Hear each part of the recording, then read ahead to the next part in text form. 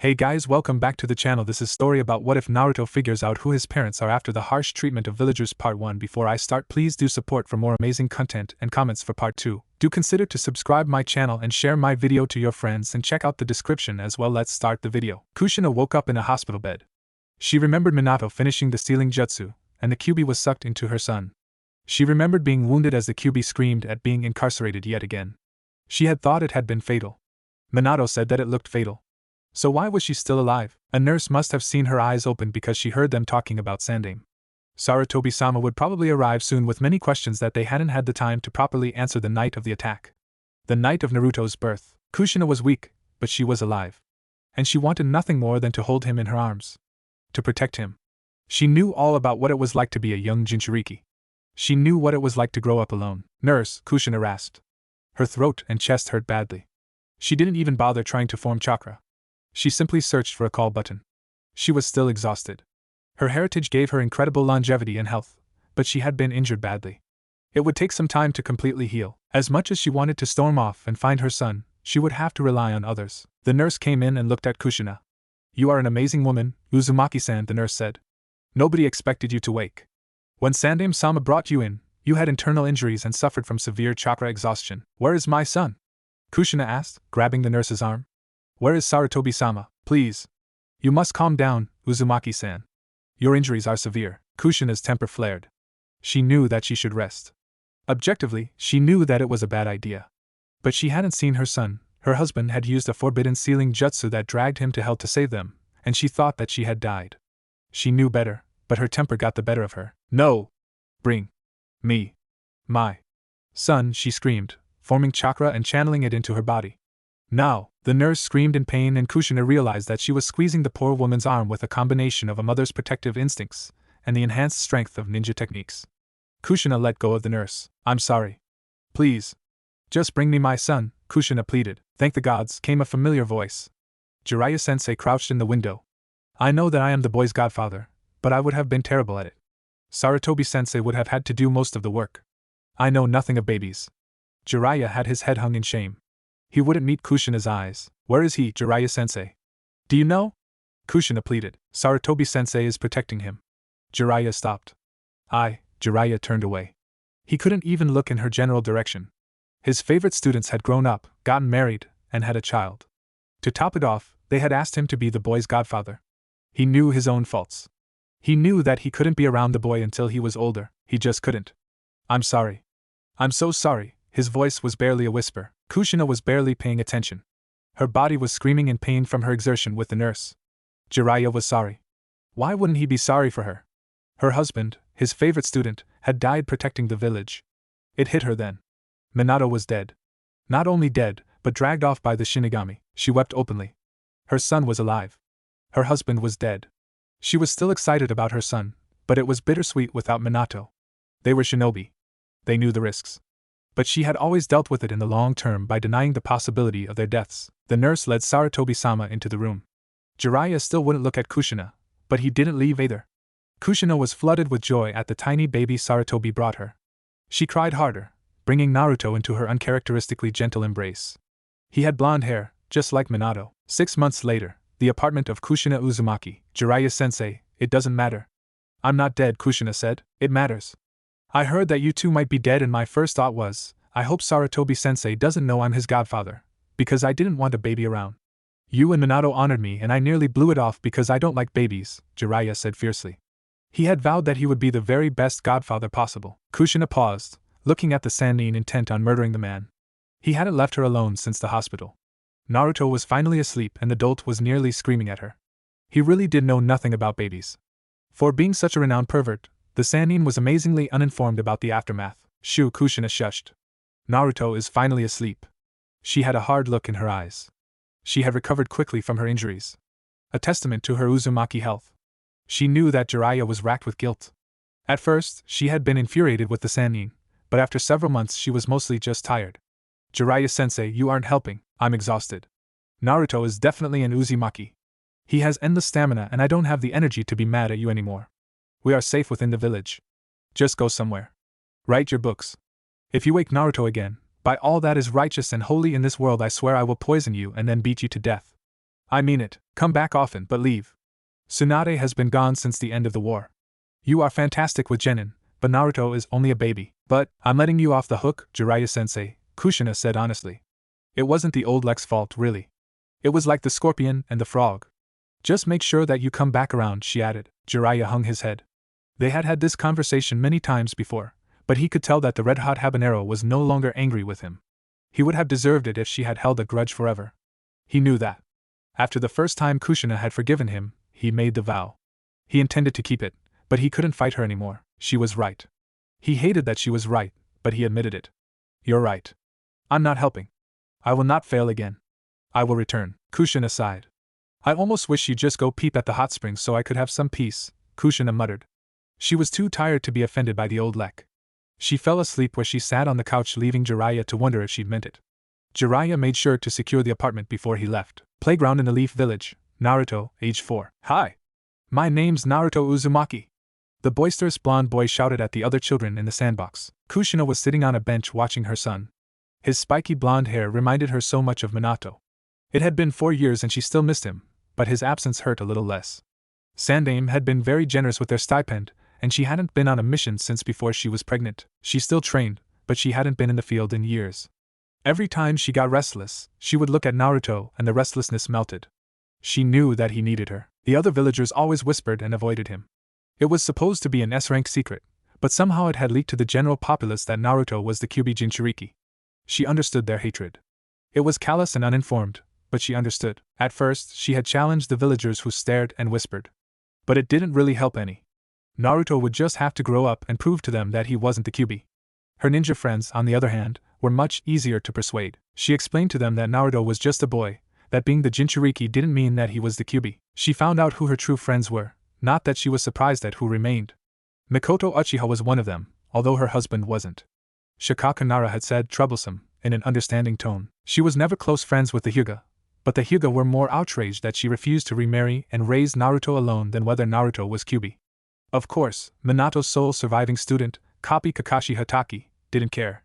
Kushina asked him to visit, but she found him more often at the memorial stone for the Third Great Ninja War. She shook herself from her reverie to see that Itachi and Sasuke were playing with Naruto. Sasuke and Naruto were both trying to catch Itachi. They were having so much fun that she barely noticed the ANBU in the tree at the park. She saw Mikoto watching the children play with Itachi. Itachi was already a chunin and Mikoto had bragged that he was applying to ANBU. Kushina body flickered to a branch next to the ANBU. Are you here for me or Naruto? She asked. The ANBU just shook his head. Kushina body flickered back to her position on the bench and continued watching Naruto play. Naruto was the center of attention, right where he always loved to be. His mother was throwing him a birthday party and all of his friends were invited.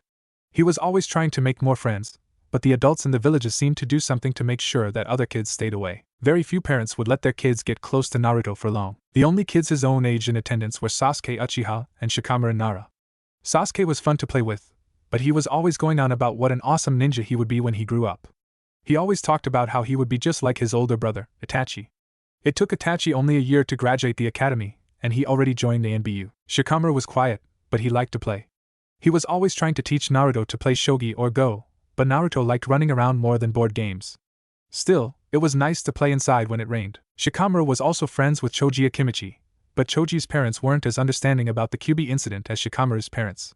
Choji liked Naruto and didn't understand why he couldn't go to the party as well, since Kushina was reputed to cook enough food for even an Akimichi. It took some doing, but Kushina managed to get Jiraiya-sensei and Kakashi-chan to show up as well. Naruto liked Jiraiya. Whenever Jiraiya was in town, he brought Naruto presents and would spend time helping with pranking the villagers. Jiraiya was especially fond of pranks at the hot springs. Naruto loved to play pranks on the villagers. The villagers generally ignored him, but would sometimes get angry and curse him. Naruto hated being ignored more than being cursed. It made him feel so alone. But the villagers paid attention when Naruto pranked them. Anytime Kakashi caught him, Kakashi would lecture him about taking things more seriously. But Kakashi was always reading something that Naruto wasn't old enough to read. Kakashi wasn't nearly as fun as Jiraiya-sensei. And Kakashi tried to stop his pranks rather than help. But Kakashi taught Naruto taijutsu. Naruto wasn't terribly skilled, but he still loved to practice. Kushina made plenty of food. She ate a lot and Naruto ate a lot, so keeping the kitchen well stocked was a requirement. She had a homemade grill and cooked barbecue. There were plenty of chips, drinks, and cakes too. Everyone was having a good time. The kids played while the adults drank adult beverages and chit-chatted about current events. Naruto noticed some of those weird ninja with funny animal masks on the rooftop across from the apartment. And then someone new knocked on the door. Naruto didn't really know anyone else, so he was surprised that someone else would come to his party. "Mom? Did you invite anyone else?" he asked. "I did invite someone else, but I really didn't think that he'd show. He's a busy man, after all," Kushina replied from the grill. She left Jiraiya at the grill and went to open the door. Hiruzen Sarutobi, the Sandaime Hokage, bowed and entered. Everyone had some variation of Hokage-sama or Sarutobi-sensei in shock as the Sandaime entered. "Hey old man. I've never met you before. Who are you?" Naruto asked innocently. Everyone in the room was stunned into silence at Naruto's bluntness, but the Hokage only chuckled. "Ho ho! We've met before, Naruto. I must be keeping myself even busier than I thought if you don't even remember me. I'm Hiruzen Sarutobi," the old man said. "And you should be able to guess my title from my robes and hat." Naruto frowned. The old man was wearing Hokage robes. Well, the old man seemed nice enough, so he didn't see what the big deal was. Naruto didn't get why everyone was so reverent. "Nice of you, show, old man," Kushina chided. "You must have misplaced the last 2 birthday invitations I sent. If Mom talks to him that way, then I'll talk to him that way," Naruto decided. He went back to playing with his friends, who were both mortified at how he spoke to the most revered ninja in the village. Shikamaru didn't even utter his trademark. How troublesome. Naruto made a mental note. Knowing what shocked people was always good fodder for pranks. Kushina, Jiraiya, and Sarutobi gathered around the makeshift grill. Sarutobi said, "Well, it looks like he's healthy." "Yes," Kushina replied. "He's grown strong. I've been keeping track and he has even more stamina than a normal Uzumaki. Kakashi says that his chakra network is nearly as developed as a low-level Chunin. I really wish that the Hyuga weren't so uptight because I would like to get someone with a Byakugan to look at him. But as far as we can tell, everything is just fine." "Good. Good," Sarutobi muttered. "So he'll be ready to go to the academy this year?" he asked clearly. "The war is over, Hokage-sama. I was hoping to let him be a child for a while," Kushina replied. "Sasuke and Shikamaru are both entering the academy this year and Naruto should probably stay with his friends," Sarutobi said. "I suppose if he's to be a ninja anyway, he might as well stay with his friends," Kushina relented. "Sarutobi-sensei, I would like to remain in the village for a few months when Naruto enters the academy," Jiraiya finally spoke. Sarutobi and Kushina were both shocked. Jiraiya was a famous, or infamous, writer and a tremendous asset to have abroad collecting intelligence. Sarutobi said, "If you insist, I can't really stop you, but some of your fans," he eyed Kakashi, "might object to a long hiatus between installments." Jiraiya nodded. "They'll live. Some things are more important than make-out tactics." Volume 4, he added with a smirk. Kakashi had been quietly paying attention. He was devastated to hear that his favorite series would be on hold. He had to do something, so he approached the 3 older nin to speak. "Hokage-sama, Jiraiya-sama, Kushina-sama, if Naruto needs a tutor, I would be happy to assist." Jiraiya saw through Kakashi immediately. "The part you've left out is, if it will help Jiraiya-sama get back to writing, Kakashi-san." Kakashi knew that was absolutely the case, but he shrugged. Well, Naruto's first day at the Ninja Academy. There were many other children at the academy that Naruto had seen around town. Many only had one parent. Some had only a father, while others had only a mother. Naruto had never questioned it since it was so common. He quickly found his friends and tried to be as friendly as he could to the other children. He was hoping that the academy wouldn't be like the playground and that he would have more friends. He loved Shikamaru and Sasuke like brothers, but Naruto wanted to be friends with everyone. That first day, there were several tests to determine everyone's physical capabilities. But that was only a small part of the day, according to the instructors. There were also textbooks. Reading, writing, math, history, and science were part of the curriculum too. The instructors for the class were Iruka-sensei and Mizuki-sensei. They both seemed harsh to Naruto, but he was accustomed to new people acting weird around him. They seemed decent, but Naruto devised several pranks that he could play on them both. Just in case they were like some of the villagers. The physical stuff was Naruto's favorite. He liked being active. Running over obstacles and sparring were the things that he loved the most, even though he wasn't top of the class. Sasuke was the best at sparring and running obstacles. He said that it was because of the genius of the Uchiha, but Naruto was a close second in those two things. With the textbook stuff though, he was dead last. By the end of the first day, Naruto had discovered that Sasuke was considered a genius by the rest of the class because his family had a long tradition of being awesome ninjas. Itachi was already in ANBU, which was a huge deal in general, but especially because he was so young. The other kids mostly ignored Naruto, but Sasuke and Shikamaru would talk to him, which led to Choji joining. Choji and Shikamaru both ended up talking to Naruto at lunch, while Sasuke ate quietly beside them all. "I'm the #1 prankster in the village," Naruto exclaimed proudly. "Nobody can pull pranks like I can." "Oh yeah?" Choji replied. "Prove it. Pull a prank now." "How troublesome," Shikamaru muttered, knowing that Naruto couldn't back down from a challenge, even if he lost. Naruto inhaled the rest of his lunch because he was always hungry and started sneaking around. The easiest targets for a prank were a group of girls. They seemed to be ignoring the world and whispering about Sasuke. Naruto noticed a stray cat skulking in the bushes and immediately got an idea. He grabbed the cat and petted it, quickly calming the feral beast. The girls didn't suspect a thing while Naruto held the cat. He tied an orange dye bomb to the cat's collar and brought it over to the group of Sasuke-crazed girls. "Excuse me? Does anyone know whose cat this is?" he asked politely, holding the cat out into the crowd. "Naruto, right?" asked one of them. "Yep. That's me," he replied, smiling. "Why would we know about some stray cat?" she asked acerically. "That's what I thought," Naruto said as he triggered the dye bomb. A cloud of orange dye billowed out of the cat and enveloped all four girls, the cat, and Naruto. Naruto was already wearing his favorite color, so he didn't care about the dye, but the girls' clothes all turned bright orange as well as their faces and hair. Naruto just smiled and set the cat down while the girls were still in shock. The now boy covered head to toe in orange sat down next to Choji, who was laughing hysterically. "That was really mean, Naruto-kun. But you got yourself too, so I guess it wasn't that bad," Naruto beamed. "See? I told you I'm the #1 prankster in the village." Choji looked to Naruto and said, "Yeah, but those girls are about to murder you." Naruto's house, after school. "You did what?" his mom screamed. "It's just dye. It'll wash out." Jiraiya tried calming Kushina. "But it's his first day," she screamed, exasperated. Jiraiya's arms were crossed, and he was leaning against a wall while Kushina paced, fuming. Naruto just smiled. His mother had a temper, but she always calmed down quickly when he smiled and put his hand behind his head. He struck the pose that he knew would calm her down and said, "Yeah? I had to show them who the #1 prankster is." Choji didn't believe me and the girls were all mean. Kushina calmed down quickly. "He looks just like Minato." But Minato was so serious at this age, Kushina thought. "See? They probably deserved it anyway," Jiraiya said. Kushina glared at Jiraiya. "Damn," Naruto thought, "the old perv is gonna screw this up for me if he doesn't shut up already." Naruto wasn't sure what perv even meant, but he was pretty sure that it applied to Jiraiya. "Jiraiya-sensei, why don't we work on my homework?" Naruto asked, deflecting as much as he could. "That sounds like a great idea, kiddo," Jiraiya said as he quickly grabbed Naruto and bolted at Sanin speed out of there before Kushina could kill him with kitchen utensils. 1 month later. "Erg. This is taking forever," exclaimed Naruto. "It's so boring." Jiraiya had been exceedingly patient with Naruto, but he still thought, damn. What I wouldn't give to be on the road doing research. And I would love to see the next wave of kunoichi they'll send to tempt me into divulging village secrets. That's always a good time. "Naruto-chan, we talked about this," Kushina cooed. "Some ninja are good at some things and other ninja are good at others. But everyone has to work at it. You have to become good at hard work even if you have a Kekkei Genkai or you'll never be great." Sasuke was there too. He figured that passing up the chance to train with a legendary Sannin would just be stupid. And Itachi was out on a mission anyway. Even Sasuke won't be a great ninja if he doesn't put in hard work. And he's already the top of your class. But if he doesn't train, if he doesn't put in the effort, he won't get any better, Kushina said again.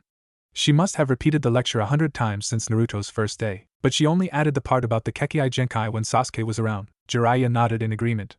"Naruto, you can't just skip this stuff because it's hard. This is why I'm sticking around, to teach you how to learn this stuff even though it's boring." Kakashi was in the window. "Jiraiya-sama, Kushina-sama, I've had an idea about how to improve Naruto's studying ability." Jiraiya raised an eyebrow and Kushina looked at the copy nin who'd been away for months on a mission wondering what this revolutionary new idea could possibly be. "It struck me that you might be teaching Naruto things out of order," Kakashi continued. "Naruto already has a wealth of chakra. He could probably do a certain jutsu with minimal instruction. It doesn't require much skill at all to use and could significantly multiply Naruto's study time, if my guess is correct." Jiraiya immediately understood, but it took Kushina a few seconds to understand. Minato had been the brilliant one. Kushina had just worked her tail off, night and day, to try to catch him. "You're suggesting that we teach him a B-rank jutsu to help Naruto study math?" Jiraiya laughed. "You must really want me to get back to writing." Kakashi looked at the floor with his hand behind his head and smiled behind his mask. "No. I was suggesting we teach him the forbidden version of a B-rank jutsu to study math." "Yes," Sasuke thought. "I'll learn something really useful." "Sasuke-chan, this is something that you'll have to ask your mother about," Kushina explained as if she'd read his mind. "If you were a genin, then you could decide for yourself, but this isn't something that I'd feel comfortable teaching you." Sasuke was pissed, but he went home to ask his mother and Itachi about the study aid jutsu. "We'll have to work on some other things first, but he'll be a first-rate student by next year," Jiraiya said. Several months later. "Okay, Naruto. You've got enough chakra control to try this. You're still dead last in your class, but with this, you'll be able to study at lightning speeds," Jiraiya exclaimed dramatically. "Show me already, Pervy-sensei."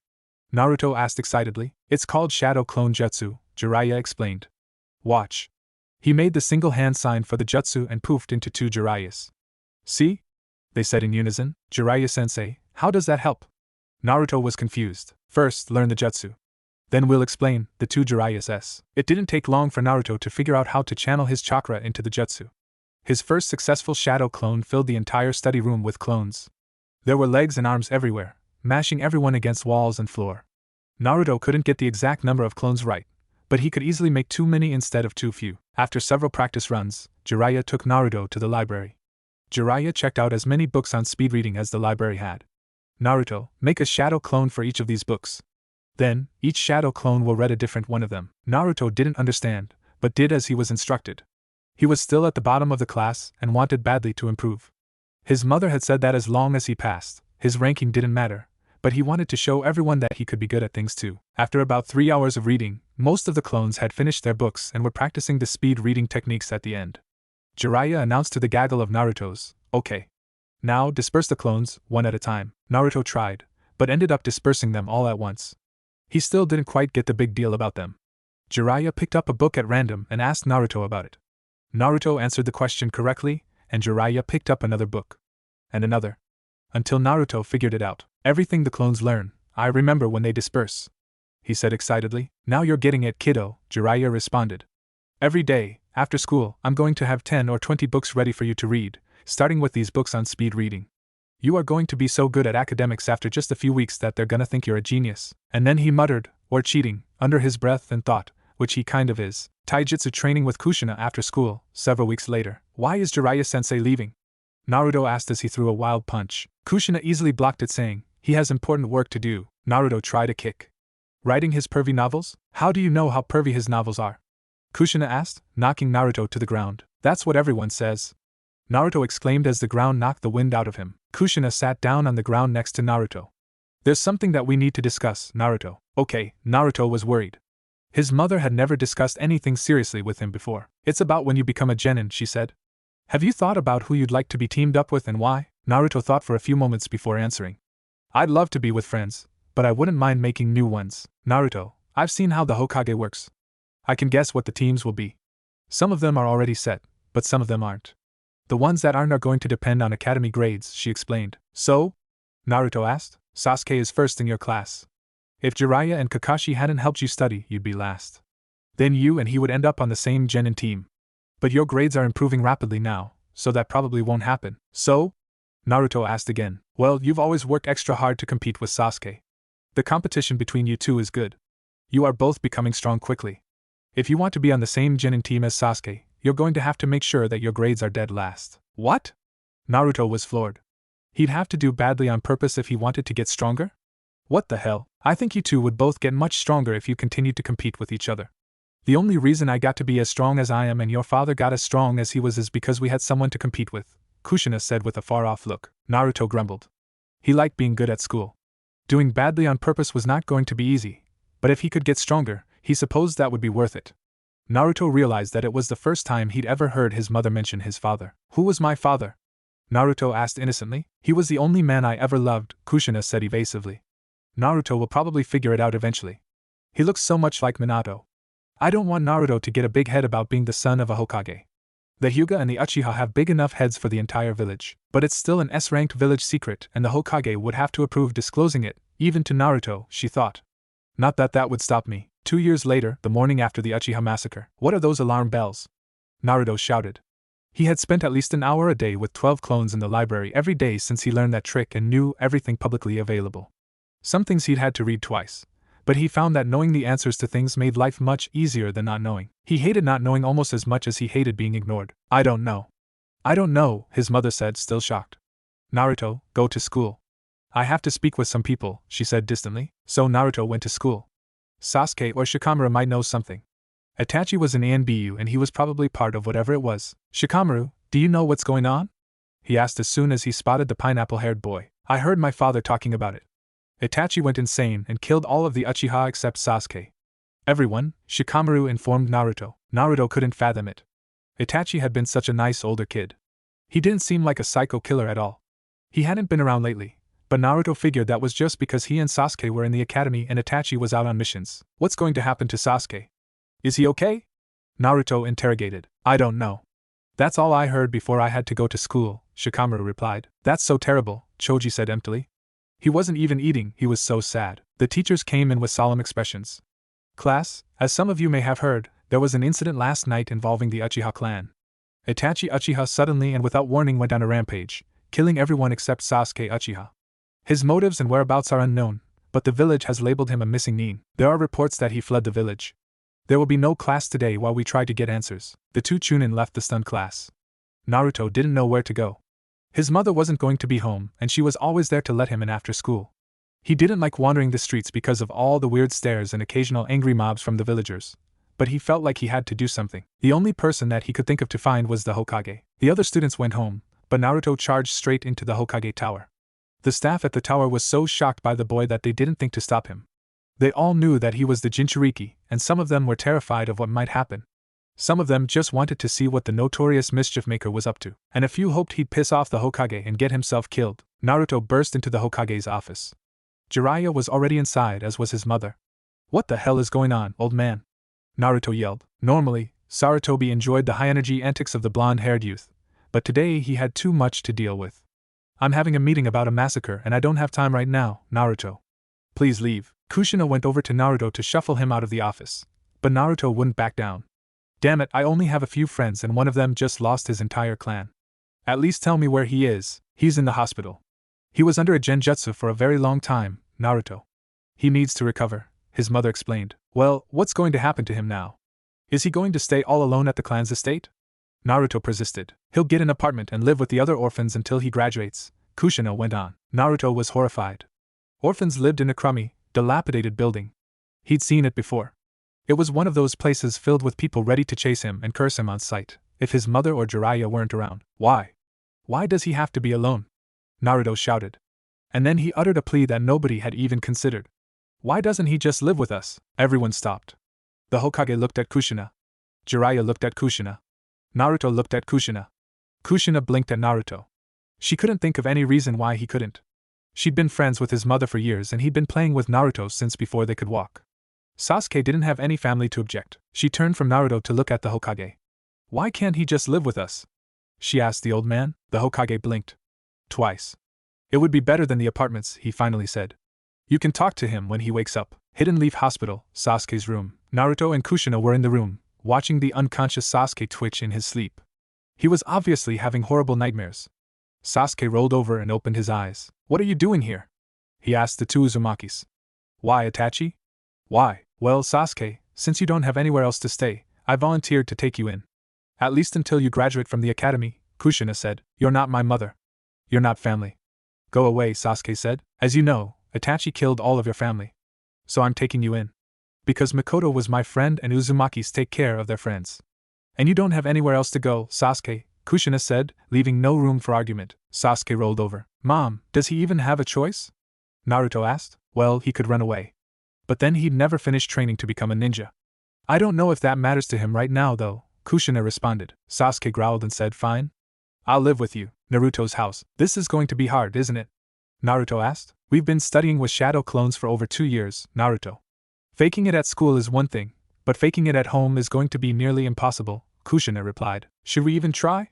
Naruto asked honestly. I don't know. I think honesty is the best way to go with your friends. And then she thought, he's gained decades of knowledge in only 2 years, but he's still a child. I have to remind myself that even when he acts older, he's still a child. Living a life and reading about it in books are two different things. Do you think he'll be able to trust us? Naruto interrupted his mother's thoughts. I don't know. He idolized Itachi. What did the psychology book say about betrayal? It said that it was a hard thing to recover from. And what about torture? And brainwashing? You don't know what that genjutsu was that Sasuke was trapped in, Kushina explained. And who do you think did it to him? Holy crap, Naruto whispered. Itachi must have done that to Sasuke. But why? We don't know. We may never know. Maybe Sasuke knows, but he might not want to share it with us. Okay. Honesty was your first instinct, right? It was mine too. One of the psychology books said that the best way to gain someone's trust was to simply be honest with them, so our instincts can't be too far off the mark. We should tell him at dinner. Ichiraku ramen? I'll pick it up. Make some shadow clones to clean up and make space for another bed. Sasuke is going to need a bed of his own. But until we figure out what he needs, get a futon for yourself and put clean sheets on your bed for Sasuke. Yes, Mom. 5 shadow clones poofed into the room and began cleaning. Hidden Leaf Hospital, front desk. Sasuke, we're going to have dinner at our house. I hope that you like ramen, because it's all I had time for tonight, Kushina explained to the quiet boy. Whatever, Sasuke grumbled. I will kill Itachi. In order to kill Itachi, I must learn as much as I can. In order to learn as much as I can, I must stay with these people, Sasuke thought, repeatedly. Kushina walked with Sasuke down the street to the apartment. Sasuke, I wondered what you might want from your house. We won't be able to get inside for a few days, so you'll be sleeping in Naruto's bed while he sleeps on the floor. Don't worry, I made sure that you have fresh sheets, she said to the despondent boy. Whatever, Sasuke grumbled. His thoughts were the same, but he paused when Kushina told him that Naruto would be on the floor. She's putting her own son on the floor instead of me? What the hell? And I want you to start training with us. I know that the Uchiha have their own secret techniques, but you might be surprised at what I can teach you. Sasuke grunted. What could she possibly teach me? Naruto is dead last in the class. He's a total moron. Kushina walked silently the rest of the way, only stopping once at a flower shop to place an order. She thought, it's almost Minato's birthday. I don't know if I can hide the trip to the graveyard from Naruto anymore. He hasn't asked about his father again, but I know he's curious. I wonder when he'll figure it out. They continued walking to the apartment where Kushina absently unlocked the door and ushered Sasuke in. There was a futon on the floor with blankets and a pillow set on it. Naruto was already setting the table, and there was at least 10 gallons of ramen from Ramen Ichiraku. Naruto looked up, bowed, and said, Sasuke-san. Welcome. Please sit and have some ramen. Naruto motioned to the table. When did he learn manners? Something is off here, Sasuke thought. He narrowed his eyes at Naruto and said, When did you learn manners? Well, he started, but Kushina interrupted. Sasuke, we have something to tell you. Please sit down, Kushina said gently. Naruto has been failing at the academy on purpose, Kushina explained. Are you serious? Why would he do that? Why would you let him do that? Sasuke questioned. I'm guessing that you already know that genin get assigned to teams when they graduate the academy, but do you know how the teams are formed?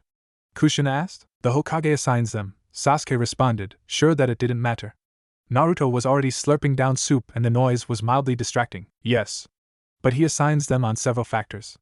If any teams have historically done very well, the Hokage will try to recreate it with a new generation.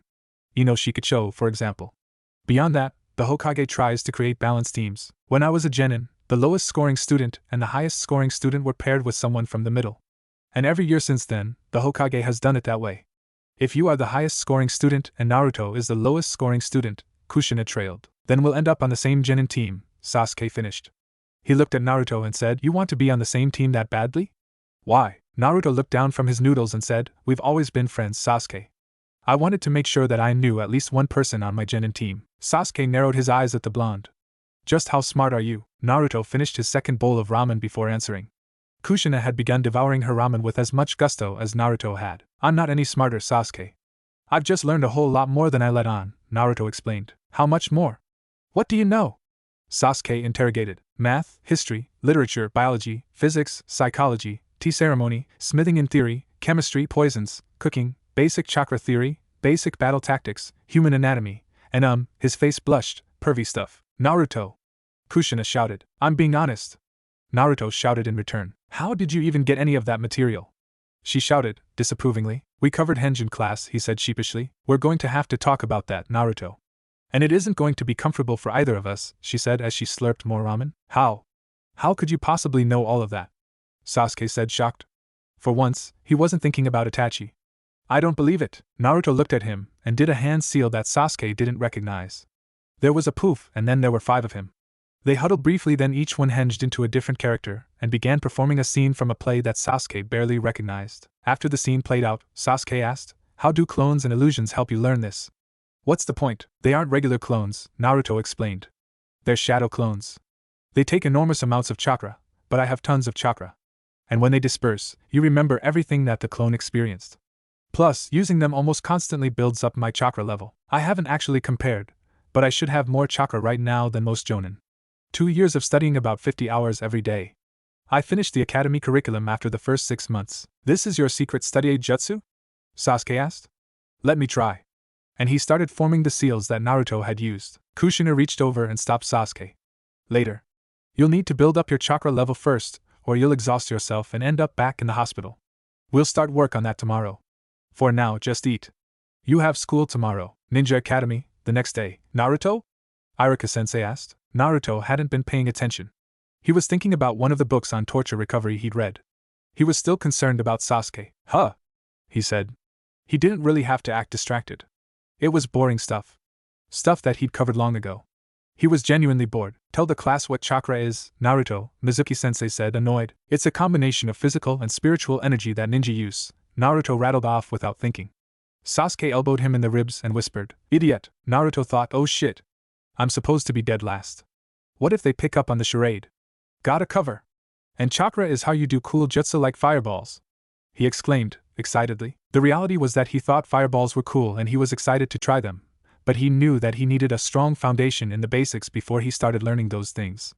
And he didn't know anyone who would test his chakra affinity, so he didn't even know if he could do a fireball. But mostly, nobody would teach an academy student anything useful like that. Even Jiraiya-sensei and his mom told him to master the basics first. Mizuki-sensei responded, yes, Naruto. But chakra has many uses aside from just ninjutsu.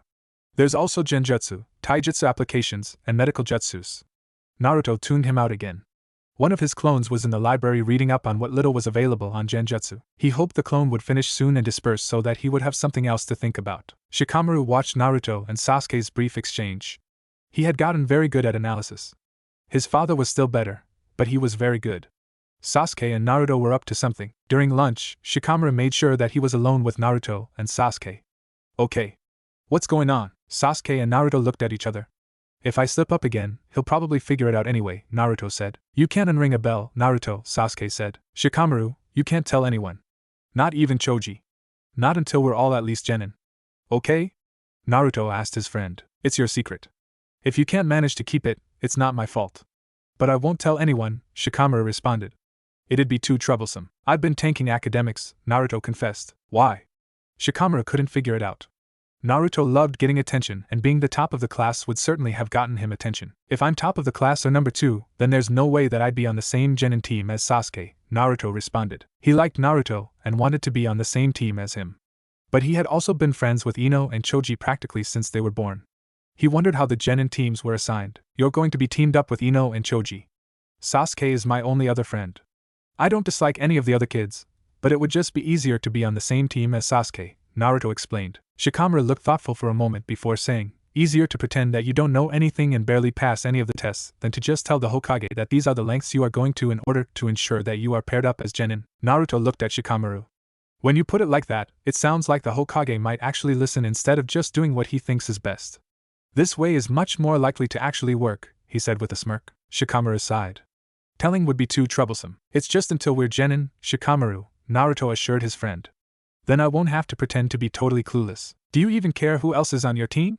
Shikamaru asked. Naruto shrugged, but Sasuke said harshly, someone who won't slow me down. Naruto said, I don't actually care. It'll probably be a girl, just by the numbers. I just hope it doesn't turn into some hopeless love triangle like in stories. Naruto's house, several years later, but a few months before academy graduation exams. You only have enough chakra for 8 shadow clones, Sasuke. Your chakra level is improving, but I'm concerned that you have ignored some areas of study. You shouldn't focus completely on battle skills.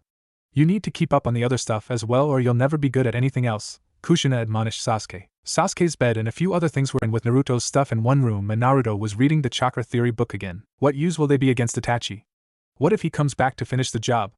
I don't need to know any of that, Sasuke replied calmly. And what about if you stop Itachi? What will you do then? Do you think that you'll only ever be given combat missions? We have been at peace for over a decade. Broaden your horizons, boy. There's more to life than fighting, Kushina shouted. Fine, Sasuke said, grudgingly picking up a book of poetry that Naruto always seemed to enjoy. Naruto felt a clone disperse. He had gotten his hands on an old enemy bingo book from the Third Great Ninja War. Naruto looked at Sasuke and decided to do something to cheer him up. Something that would probably spark a conversation with at least his mother and the Hokage. After Kushina left, Naruto said, Hey Sasuke. Do you have enough chakra for a shadow clone right now? I want to do something and I'd like your help. Sasuke looked at Naruto, annoyed that he was interrupted. Fine. Let's just hurry up. Naruto and Sasuke went out to Naruto's secret hiding spot behind a hardware store. Naruto grabbed buckets of paint and handed 2 to Sasuke. We're going to make a statement to the village, Sasuke. He smiled evilly. Sasuke was keeping watch while Naruto painted graffiti and swirls on the first 3 Hokage's faces.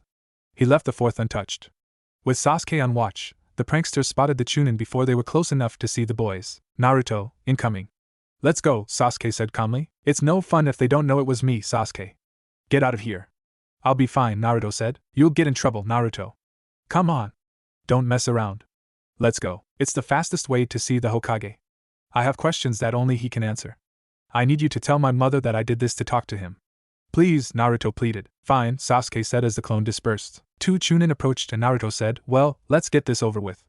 Take me to the old man. Naruto, flanked by the two Chunin, went straight to the Hokage tower where Sarutobi was waiting, smoking his pipe. Leave us. I want to speak with Naruto alone, the old man said to the Chunin. Mom should be here soon. I don't want to have this conversation twice. But tell me, am I right? Sarutobi raised an eyebrow under his hat. Right about what, Naruto? Minato Namikaze was my father. Naruto brought out a beaten and weathered book with one page dog-eared and tossed it to the Hokage. It was the bingo book that his clone had been reading earlier from the Third Great Ninja War. There isn't much personal information about him in any of the history books, but I found this earlier today. He's 16 in the picture. I look just like him. When I first saw it, I thought, why am I in a bingo book from so long ago? Kushina arrived at the top of the tower where Naruto and Sarutobi were talking. Sasuke had told her that Naruto was seeing the Hokage and she'd seen the graffiti on the monument. She figured that Naruto knew about his father. Naruto, are you alright? She asked. Naruto just looked hurt when he faced her. Why was it such a big secret? Couldn't you have just told me? There's more to it than that, Naruto, Sarutobi spoke up. He wanted you to have a normal life. Kushina looked at Sarutobi as if she wanted to kill him. He wanted Naruto to be a hero. I wanted him to have a normal life. Naruto looked at his mother. What? I knew that you would have to grow up to become a great shinobi. That it would hard and lonely. But I want you to have friends. I want you to have fun and enjoy life. I want you to know love. How could you do that if you thought that you had to live up to Minato? How fair would that have been, to put such pressure on you? Kushina started tearing up. It would be too cruel. She started sobbing, letting it all out for the first time in 13 years. I couldn't do that to you. You're all I have. Naruto had never seen his mother cry. He didn't know what to do, how to respond. He wanted to be mad. He wanted to be pissed that they kept something like this from him. But seeing her in tears, he just couldn't be angry. It hurt him to watch her suffer and to know that it was because of him. His childish outbursts. His stupid mouth. Naruto, Sarutobi interrupted. This was a secret that was meant to protect you. Are you familiar with the Hyuga clan? Naruto turned. Hinata is in my class, but I don't really know much about them. How is this relevant? Just pay attention. Several years ago, a rival village sent ninja to collect the Hyuga's Kekkei Genkai. They kidnapped the heir to the clan and tried to blackmail the clan head. The heir, Hinata, was only 4 at the time. She was a target because of her clan. Because of her affiliation with the Hyuga. We made sure that any enemies that Minato had wouldn't target you by hiding your affiliation. Sarutobi tapped his pipe and took another drag before continuing. It wouldn't be wise to advertise your lineage because you only have yourself, your mother, and now Sasuke Uchiha for protection. Kushina is a formidable kunoichi. He turned to Kushina, who should come back to active duty, by the way, and turn back to Naruto, but there is only so much that she can do if it gets out. You should be safe at home, but you never know who will decide to sell this information to a potential enemy. Kushina had been composing herself after her emotional breakdown, but she looked up at the Hokage and choked out, I want his things back. Sarutobi thought, I should have known she would. You know that I can only give you his civilian things. His ninja gear is sealed in the vault. She composed herself. Her voice was hard now. That's all I care about anyway. And there is a kunai as well. Just the one. It has sentimental value. Sarutobi nodded, leaving the two alone atop the tower, and prepared to have Minato's things removed from the storage vault. Naruto looked at his mother and said, I'm sorry for hurting you, Mom. Kushina just hugged him silently. Naruto's house that evening. Why are you putting up pictures of you and the 4th Hokage, Kushina-san? Sasuke asked. Naruto looked at Sasuke. He picked up a picture of Kushina and Minato from their academy graduation and put it next to his face. He motioned between his face and the picture of Minato. No way! Sasuke exclaimed in shock. Naruto nodded. We only ever mention it here though. Nobody else can know. Although, some of the other Leaf Ninja will probably figure it out eventually, if they haven't already figured it out. But we don't have to help them by advertising, Naruto said. I wonder what other secrets we don't know. How will I know when I'm ready to face Itachi? I have to be sure or I'm screwed, Sasuke thought. Living here has gotten me at least as far as I saw Itachi get with certain techniques. But without my Sharingan I'll never touch him. I have to figure out how to awaken it. Naruto! Pay attention! Iruka-sensei shouted. Huh! Naruto turned to the Chunin instructor. You have to do the clone jutsu, Mizuki-sensei said, expecting the blonde child to fail. Naruto idly did the hand signs and made the requisite 3 basic clones. It had taken him months of practice to do a basic academy clone instead of a shadow clone, but he'd finally gotten it down. You pass, Mizuki was disappointed.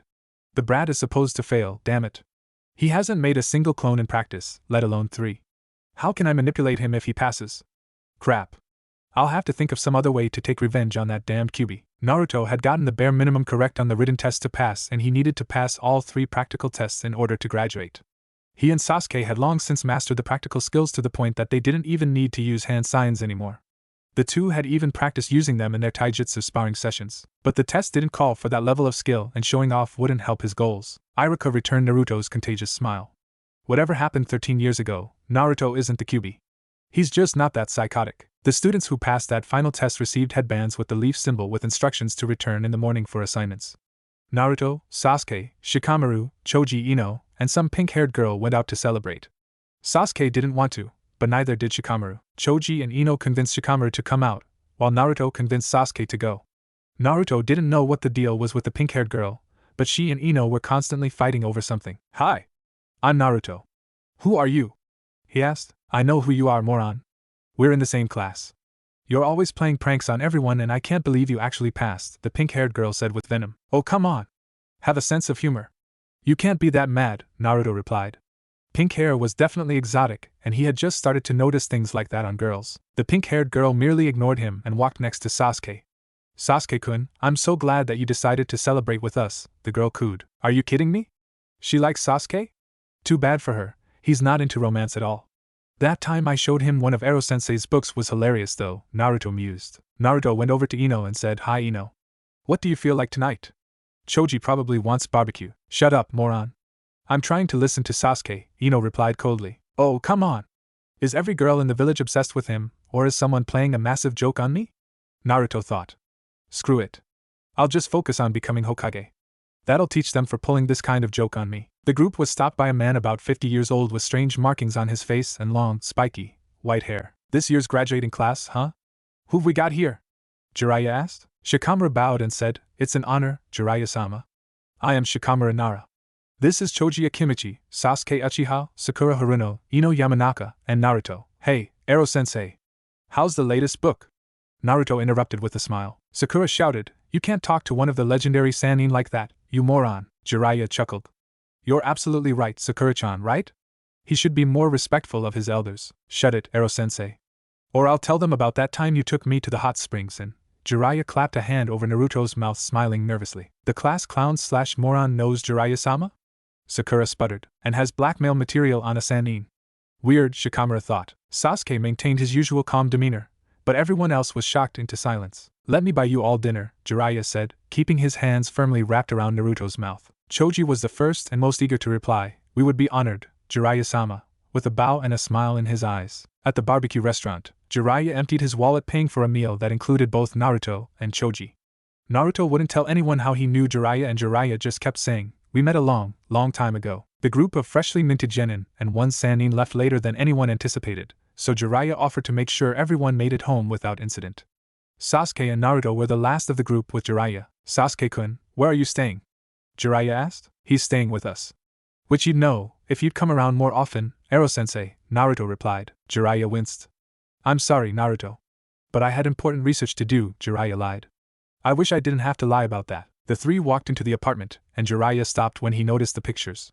I see. You know about Minato then. Kushina punched Jiraiya hard enough to knock him through the closed door, and into the opposite wall. Hello, Jiraiya-sensei, she said through the hole in the door, smiling. Next time, please tell me that you are going to be keeping my son and nephew out late so that I don't worry. She turned to the two and wrapped them in a big hug. Congratulations. You both made it. I knew you would. I can't believe I'm used to this kind of emotional outburst. And Uchiha would never have shown this little self-control. Sasuke thought, but he didn't complain. Jiraiya picked himself up and entered the apartment again. I guess I'll talk to Kushina in the morning. Damn, but those kids can eat. Hidden Leaf Ninja Academy, the next morning. Team 7, led by Kakashi Hatake, Sasuke Uchiha, Sakura Haruno, and Naruto Uzumaki, Iruka said. Kakashi waved at the three, the only other Sharingan user left in the village. Perfect, Sasuke thought. How awesome is this? Kakashi is going to be my Jonin sensei. Naruto thought. I'm on Sasuke's team. I'll win his heart for sure. Sakura thought. Meet me on the roof, Kakashi said as he thought. I really hope that they pass. I don't want to fail Minato-sensei's son. The three genin went out to the roof where they waited for Kakashi. He didn't show up immediately and Sakura started to get restless. Where is this guy? How long are we going to have to wait? Sakura complained. Sakura-chan, please be more patient. I'm pretty sure that I know where Kakashi-sensei is right now and he'll get here when he's ready, Naruto admonished the girl. When did he get so mature? Sakura thought. Naruto knows copy Kakashi too? Who else does he know? Sasuke thought. Naruto. Don't think that because we've met before that I'll let you get away with anything. Kakashi said sternly. Yes, Kakashi-sensei, Naruto said startled. Now that you're all here, we should all introduce ourselves. Start off by telling everyone your name, your hobbies, your dreams, and your goals, Kakashi said. Sakura-chan, was it? You first. Well, can you show us what you mean, Kakashi-sensei? I'm not sure I understand what you want, Sakura said. Okay. My name is Kakashi Hatake. I have many hobbies, but I like to read. My dreams died. My goal is to make sure that you are all worthy of being ninja of the leaf. Your turn, Sakura-chan. The pink-haired girl was a little stunned at how jaded the Jonin's answers seemed, but collected herself after a moment. My name is Sakura Haruno. My hobbies include flower arranging and she mumbled something that only Kakashi managed to hear. My dream is to win the love of a certain someone. My goal is to be noticed by a certain someone, she blushed profusely. Naruto rolled his eyes. So much for avoiding romantic entanglements, he thought. I'll go next. My name is Naruto Uzumaki. My hobbies include learning everything about everything and eating delicious food like ramen. My dream is to become an even greater Hokage than the fourth. My goals are to help my teammates and to be acknowledged by the village, Naruto said, striking a determined pose. Since when do you learn anything, idiot? Sakura said incredulously. You'd be surprised, Sasuke said, rolling his eyes. My name is Sasuke Uchiha. I don't have any hobbies. I don't have any dreams. My goal is to grow strong enough to beat and capture or kill a certain man, Sasuke said. It's Itachi, Naruto whispered to Kakashi. Shut up, Naruto! Sasuke screamed. You think he doesn't already know? That was for Sakura, Naruto replied, winking to her. Kakashi just looked at the three genin and smiled. They're so young. They're lucky that we aren't at war. There will be plenty of time for them to grow up. Okay. That was great. I'm glad we had this little talk, but you should know that you aren't officially genin yet. There's still one more test that you have to take and if you don't pass, you'll have to go back to the academy, Kakashi explained. The three genin were silent, waiting for the jonin to explain. Meet me at training ground 17 tomorrow at 8 o'clock. It's going to be extremely physical, so make sure that you don't eat anything for breakfast. You don't want to throw up. See you tomorrow. He smiled and waved before a puff of smoke replaced him and he was gone. Naruto turned to his new team, frowned, and said, That isn't right. What do you mean? Sakura asked. If it's going to be that physically demanding, we should eat only certain types of food that will make sure that we have energy, but won't take long to digest, like fruits and vegetables, Naruto explained. How do you know that? You failed biology, Sakura said. Yeah. On purpose, Sasuke said. Stamina Freak here knows more about nutrition than most doctors. What? How can you defend him, Sasuke? Sakura shouted. Because I've seen it. I've been living with him since the massacre. He'd have graduated years ago, if his mother would have let him, Sasuke explained. No. That would make him some kind of genius. There's just no way. Sakura tried to reconcile what she'd seen of Naruto at the academy with a super genius who knew so much, and she just couldn't do it. Not a genius, Sakura-chan. Just determined, Sasuke said cryptically. I'll tell you all about it after we pass that test tomorrow, Sakura-chan, Naruto reassured. Sasuke-kun trusts the idiot?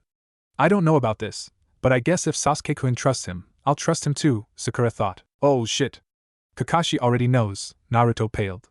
It was his idea in the first place, Naruto continued. Sasuke and Sakura both stared at him. Training ground 17, the next morning. Sakura-chan, did you eat breakfast like I explained? Naruto asked as she arrived. Even though Kakashi-sensei said not to eat anything, yes. I ate some fruit, Naruto. She had to admit that she felt much better than if she hadn't eaten anything. The three waited for several hours alone at the training ground. Naruto and Sasuke argued about training while they waited, but Sasuke refused to waste energy before the test, so Naruto practiced taijutsu by himself. When did his taijutsu get so good? Sakura thought as she watched Naruto practice. His moves were never that clean at the academy. Just what the hell is going on here, she wondered. I've failed over 20 teams, Kakashi said calmly, perched on a post. Are you that confident in your abilities, Naruto? I got bored, Kakashi-sensei. But I'm pretty confident too, he responded. Well, is everyone ready for the test? Kakashi asked. Yes. The genin responded enthusiastically. Kakashi raised 2 bells and explained, Your test is to get these bells from me. There are only 2 bells though, so only 2 of you can pass. The genin were all shocked at that. You'll have to come at me with everything you've got. Don't hold back or there's no way you'll be able to pass. Naruto ran at the jonin, trying to tackle him immediately, but Kakashi wasn't there and Naruto's tackle went through empty space. I didn't say go yet, Naruto. Kakashi wagged a finger at Naruto. Then say go already, Naruto grumbled as he stood up. Go! Kakashi said. Sakura jumped behind some trees. Sasuke did the same, but left behind a shadow clone and 2 regular clones. Naruto just swarmed the entire open space with dozens of shadow clones while he moved around. You want to face me head on? Kakashi said. That's not a good idea, as he formed hand signs faster than the genin could follow. Fire style, Grand Fireball Jutsu. The majority of Naruto's shadow clones dispersed along with Sasuke's shadow clone and the massive inferno Kakashi exhaled. Sasuke screamed from the psychic shock of being killed. Naruto just frowned and made more shadow clones. Kakashi leapt back onto the creek and formed more unreadable hand signs. Water style, Water Dragon Jutsu. The massive water dragon swept away more of the clones, but Naruto immediately made more to replace them. Kakashi moved back onto the ground and quickly formed another set of unreadably fast hand signs. Earth style, Multiple Suicide Decapitation Jutsu. The remaining Narutos sank into the ground up to their necks while Kakashi formed more hand signs. Water style, Water Bullet Jutsu. Sakura watched as Kakashi executed those advanced ninjutsu techniques in rapid succession against what looked like an army of Narutos. If Naruto is forcing Kakashi to use those techniques, I'm going to be the one who goes back to the academy. Sasuke is probably planning an ambush, and that's the only way I'll be able to stay with him. If you overdo it early, you'll never succeed, Naruto, Kakashi said. Overdo it? I haven't even gotten warmed up, Kakashi-sensei. Naruto screamed. Sasuke, Sakura, get your asses out here and help me or none of us will pass. And Naruto summoned another army of shadow clones who all threw a barrage of kunai at the Jonin. The kunai riddled Kakashi's body, but then it poofed into a log. He's pretty good, Kakashi thought from a tree branch. But it doesn't matter for this exercise. Kakashi spotted Sakura's hiding spot and body flickered behind her. Hello, Sakura-chan, he waved, smiling at her behind his mask. Demonic illusion, Hell Viewing Jutsu. Sakura's eyes went wide and glassy as she was caught in the genjutsu. She sat there while Kakashi tried to find the real Naruto and Sasuke. He spotted them quickly and set up a few ambushes for the two. I wonder what those two are up to, he thought. You know she's the one who's going back, Naruto, Sasuke said. No. We'll all fail together, damn it, Naruto said. This is our team and I'm not going to lose someone on our first day. We'll just figure out what happens after that. If Naruto was alone, he'd have just passed, but I can't pass the whole team just on his performance, Kakashi thought. Time to chat, eh? Kakashi asked, while reading his book. He engaged Sasuke in taijutsu to tire the Uchiha out, and was surprised at Sasuke's skill. It wasn't near Kakashi's level, but it was better than a normal academy graduate's taijutsu. Kakashi kept Sasuke and Naruto on the defensive for several long minutes, until Sasuke was sweating and breathing heavily. Naruto wasn't even breathing hard yet. Slowing down, Kakashi-sensei? Naruto asked as 20 of him engaged the Jonin. Damn. Naruto's taijutsu is pretty good too, Kakashi thought as he absent-mindedly dispelled clone after clone. And his stamina is insane, as I expected. I don't know how I can push him to the limits of his endurance. He might have more than I do. But then, he's not the one I have to push. Kakashi started attacking Sasuke again, but when he landed a hit, it dispersed just like a shadow clone. Kakashi looked around quickly and saw both genin heading deeper into the forest. Huh. Naruto must have taught him the shadow clone jutsu. Naruto found Sakura lying on the ground where Kakashi had left her. He built up enough chakra to level a house and touched Sakura with it. Aowa! She screamed. Relax. I think you were under a genjutsu, Sakura-chan, Naruto whispered. We have to come up with plan. Yeah, right. You two are just trying to figure out how to use me to get the bells, Sakura said. That must have been some jutsu to get her to turn on Sasuke, Naruto thought. Sasuke shook his head. No, just me. Naruto thinks we should all fail together, or at least go down fighting. None of us can get the bells alone. If we work together, then we might be able to get them. We can decide who gets the bells later, Naruto said. Sakura said, and you two will just decide to take the bells and I'll be back at the academy. Naruto looked at Sakura, figuring that she didn't want to be left behind. No. If it comes to it, I'll go back to the academy.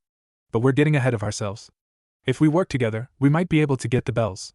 If we don't, then we'll all fail. And then he thought, I can't be the first genin to think of this. Something about this test isn't right. Kakashi interrupted the three with a smile and a wave. Sasuke jumped back to get more space, but Naruto stood in front of Sakura with a kunai out. That was a dick move, trapping her in a genjutsu while you fought the two of us, Kakashi-sensei. Kakashi shrugged. We're ninja, and launched another offensive while reading his book. This time, he went after Sakura, but Naruto kept putting himself in front of her. She wasn't even close to Naruto and Sasuke when it came to taijutsu. It didn't matter though because Naruto just kept taking hits for her while Kakashi watched Sasuke set up some traps.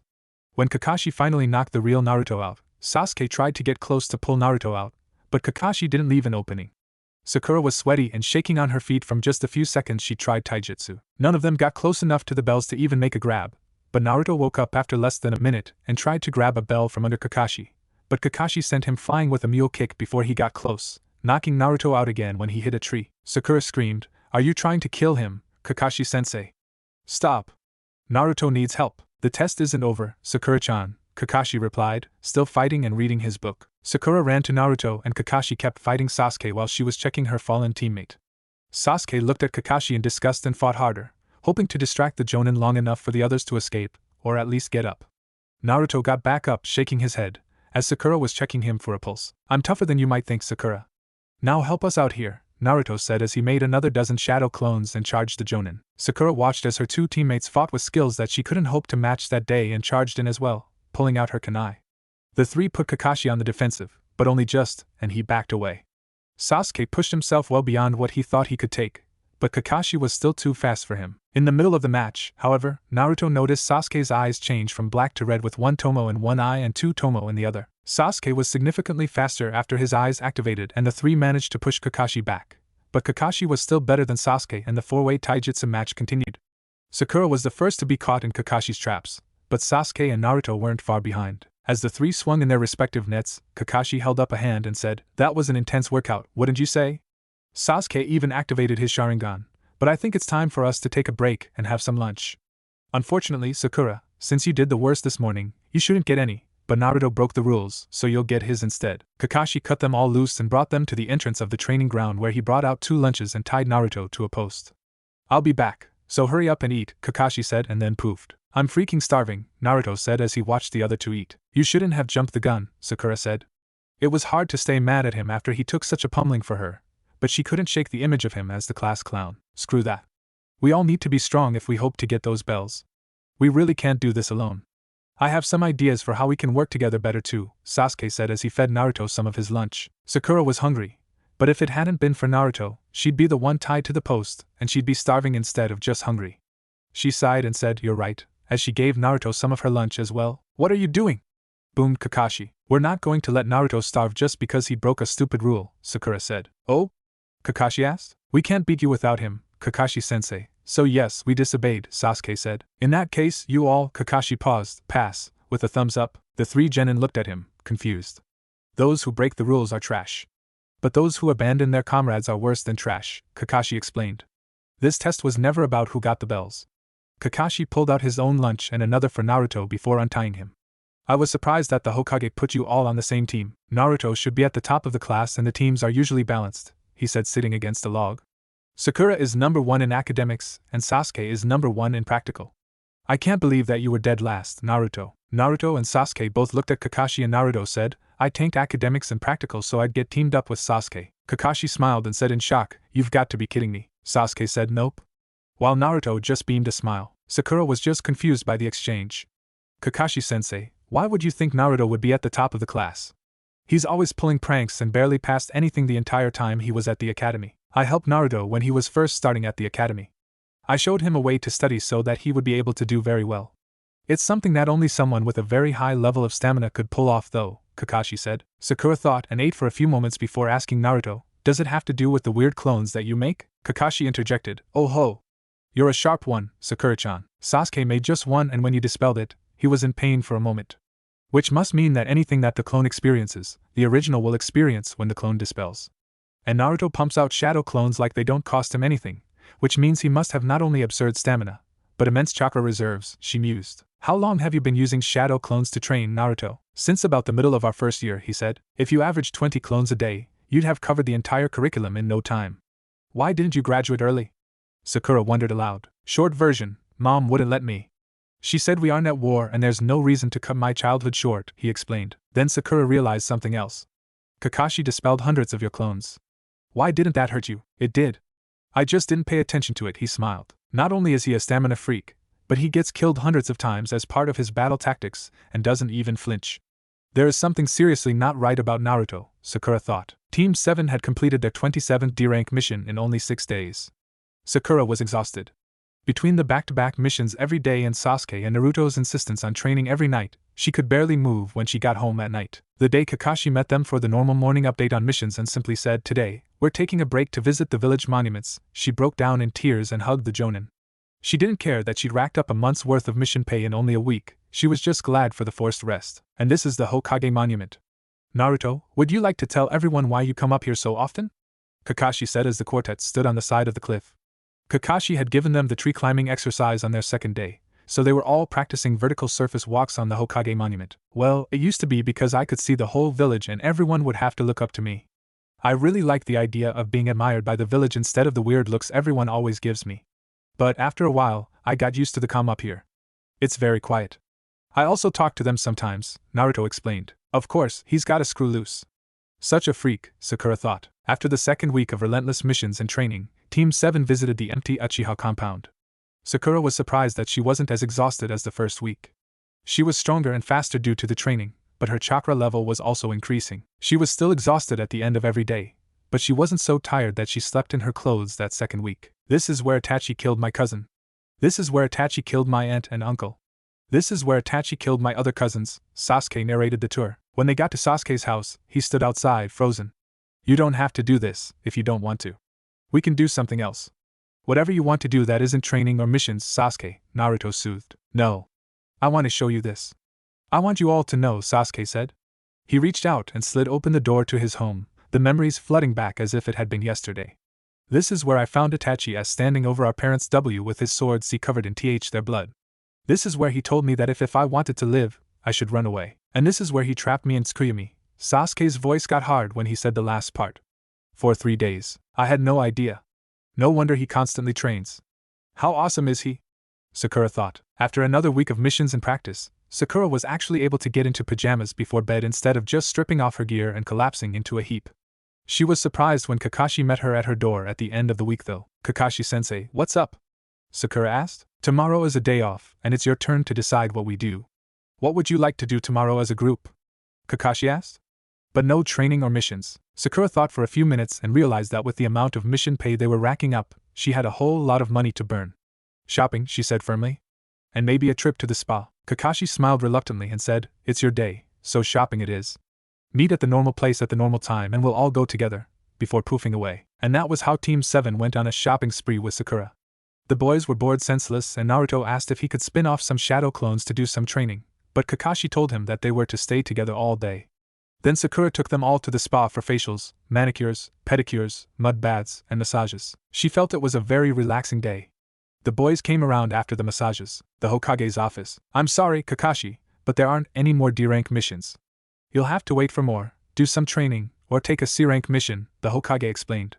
"The other Jonin are angry that you've taken so many missions, so even if more missions come in, I'm afraid that I'm going to have limit the number that you can take in a month." The 3 genin were looking at Kakashi like they just caught him with his hand in the cookie jar. "I knew it," Sakura thought. "Why has he been pushing us so hard on this easy stuff? We need to step it up and take something fun," Naruto thought. Finally, no more crappy catch my missing cat missions, Sasuke thought. Kakashi had his hand behind his head. "Well, I guess we can do some training for a few days while I figure out if we're ready for a C-rank mission," Kakashi smiled through his mask. Kakashi's idea of training, however, was not skill improvement. He decided to ask the other Jonin if they could work together on their missions. Kakashi had to agree not to split the pay, however, which meant that Team 7 spent the week working for free. A fact that did not escape Kushina, Kakashi's apartment. "Kakashi-chan, just take a C-rank mission. Naruto and Sasuke have been asking you for at least a week. You're making them work for free. And I don't know how much more of their training poor Sakura can take," Kushina lectured. "Kushina-san, we aren't at war, so I'm taking things as slowly as I can," Kakashi countered. "By doing 5 missions a day? Are you trying to break records?" Kushina interrogated. "Naruto has the stamina to handle it, and so do the others. Their teamwork is almost perfect now, so I'm going to ask for a C-rank mission in a few days. However, the Hokage mentioned something about you starting back to active duty and I didn't want to leave before you started," Kakashi said. "You're waiting on me?" Kushina was shocked. Kakashi looked at the floor. "Yes," he admitted. "You shouldn't sit at home worrying. Minato-sensei would have wanted you to do something.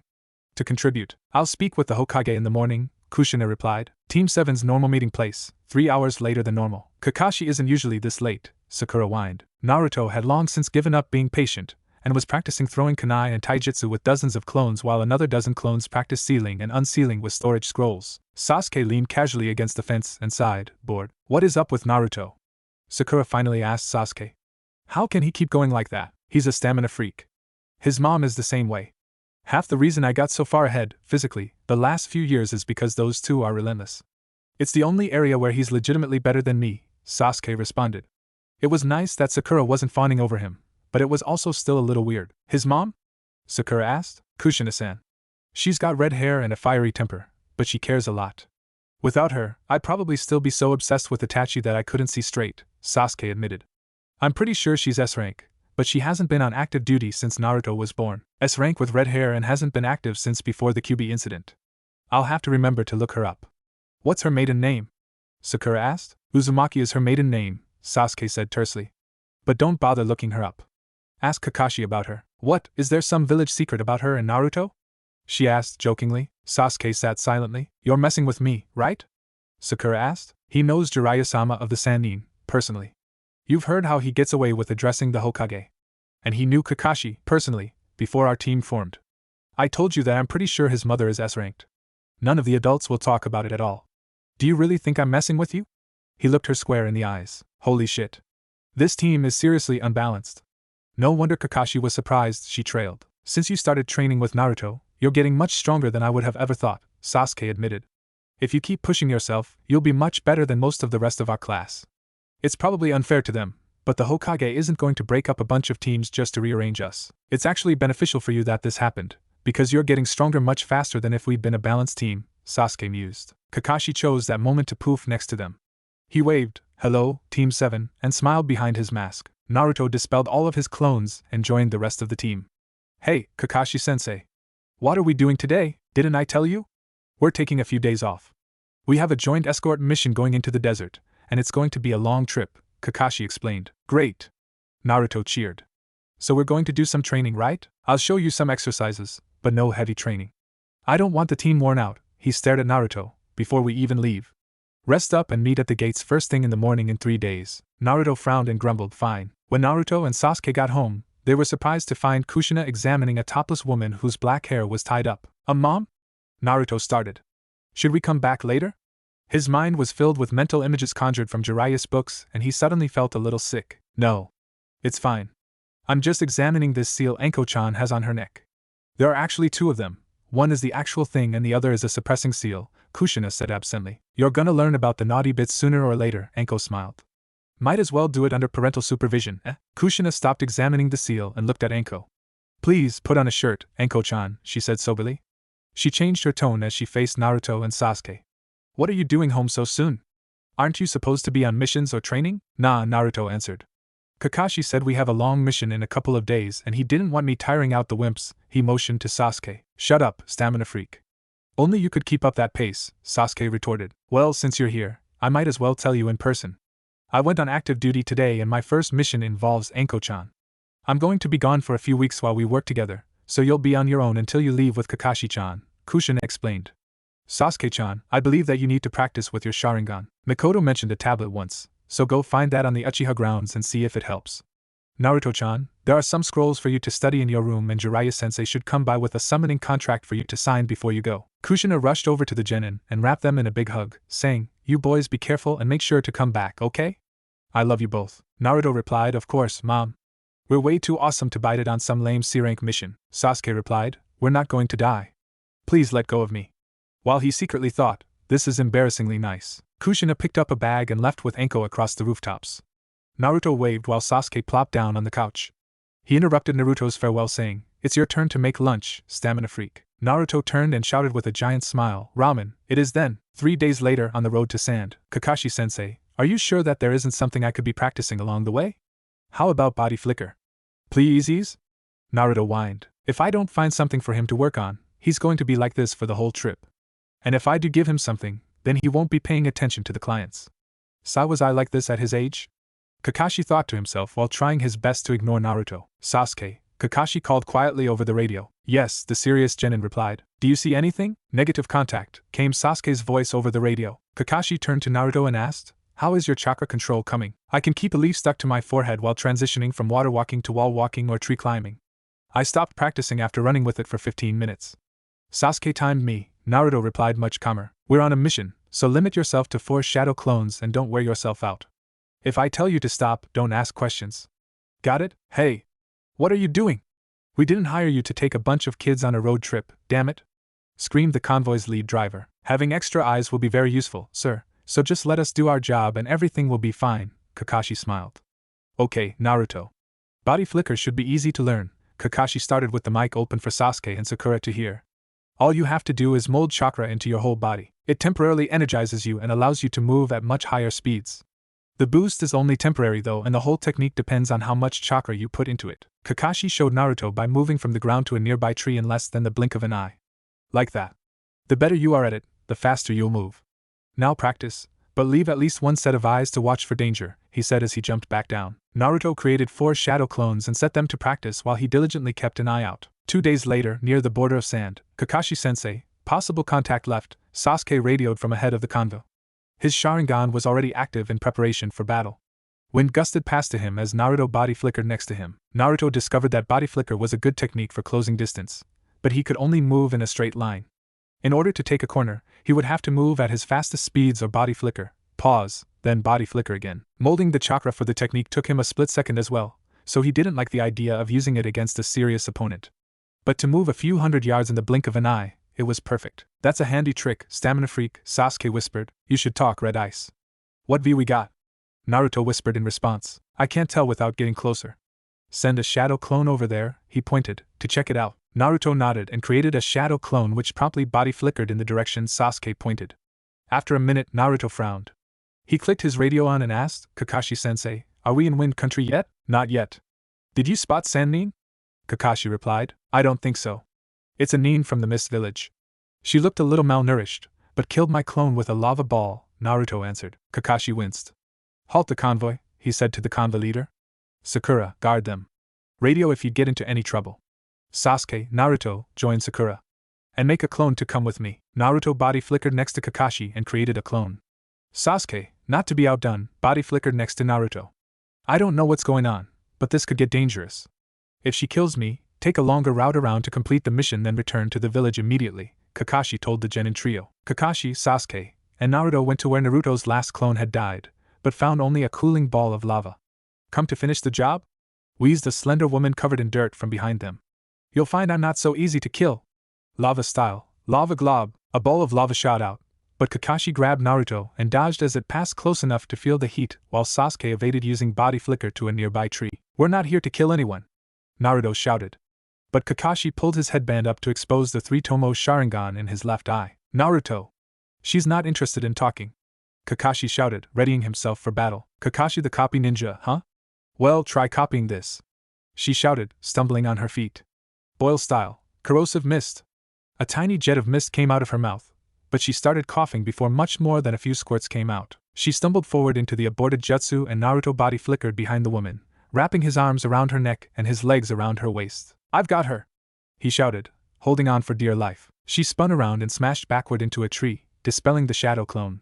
What the, was all that she managed to say as Kakashi struck her from behind, knocking tired woman out. Sakura, tell the convoy to prepare a tent, Kakashi radioed. Inside the large tent, but we're not Hunter Nin. She's from another village, and she looks like she's lost. We should just give her directions home and be on our way, Naruto argued. Kakashi frowned behind his mask. She might have comrades nearby, Naruto. We don't know why she's here. We can't just let her go. On the other hand, we aren't at war with the village hidden in the mist, so we could just let her go and file a report on the incident. Still, I'd like to hear her explanation before I decide. And it looks like she might be out for a while. The woman rolled over and started pushing herself up. Naruto ran over with Sakura and said with a smile, Hello. You're awake already?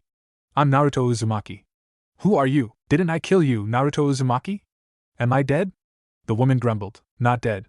Just in a very precarious state. I can tell that you are an extremely dangerous kunoichi, but as exhausted as you are right now, I don't think you should strain yourself, Kakashi said, smiling. What are you leaf ninja doing here? She asked. This is fire country. Why wouldn't we be here? Naruto commented. Where do you think you are? Kakashi asked. Are you the interrogation team then? She asked with icy resolve. We do things differently than the Bloody Mist. We just happen to be in the area.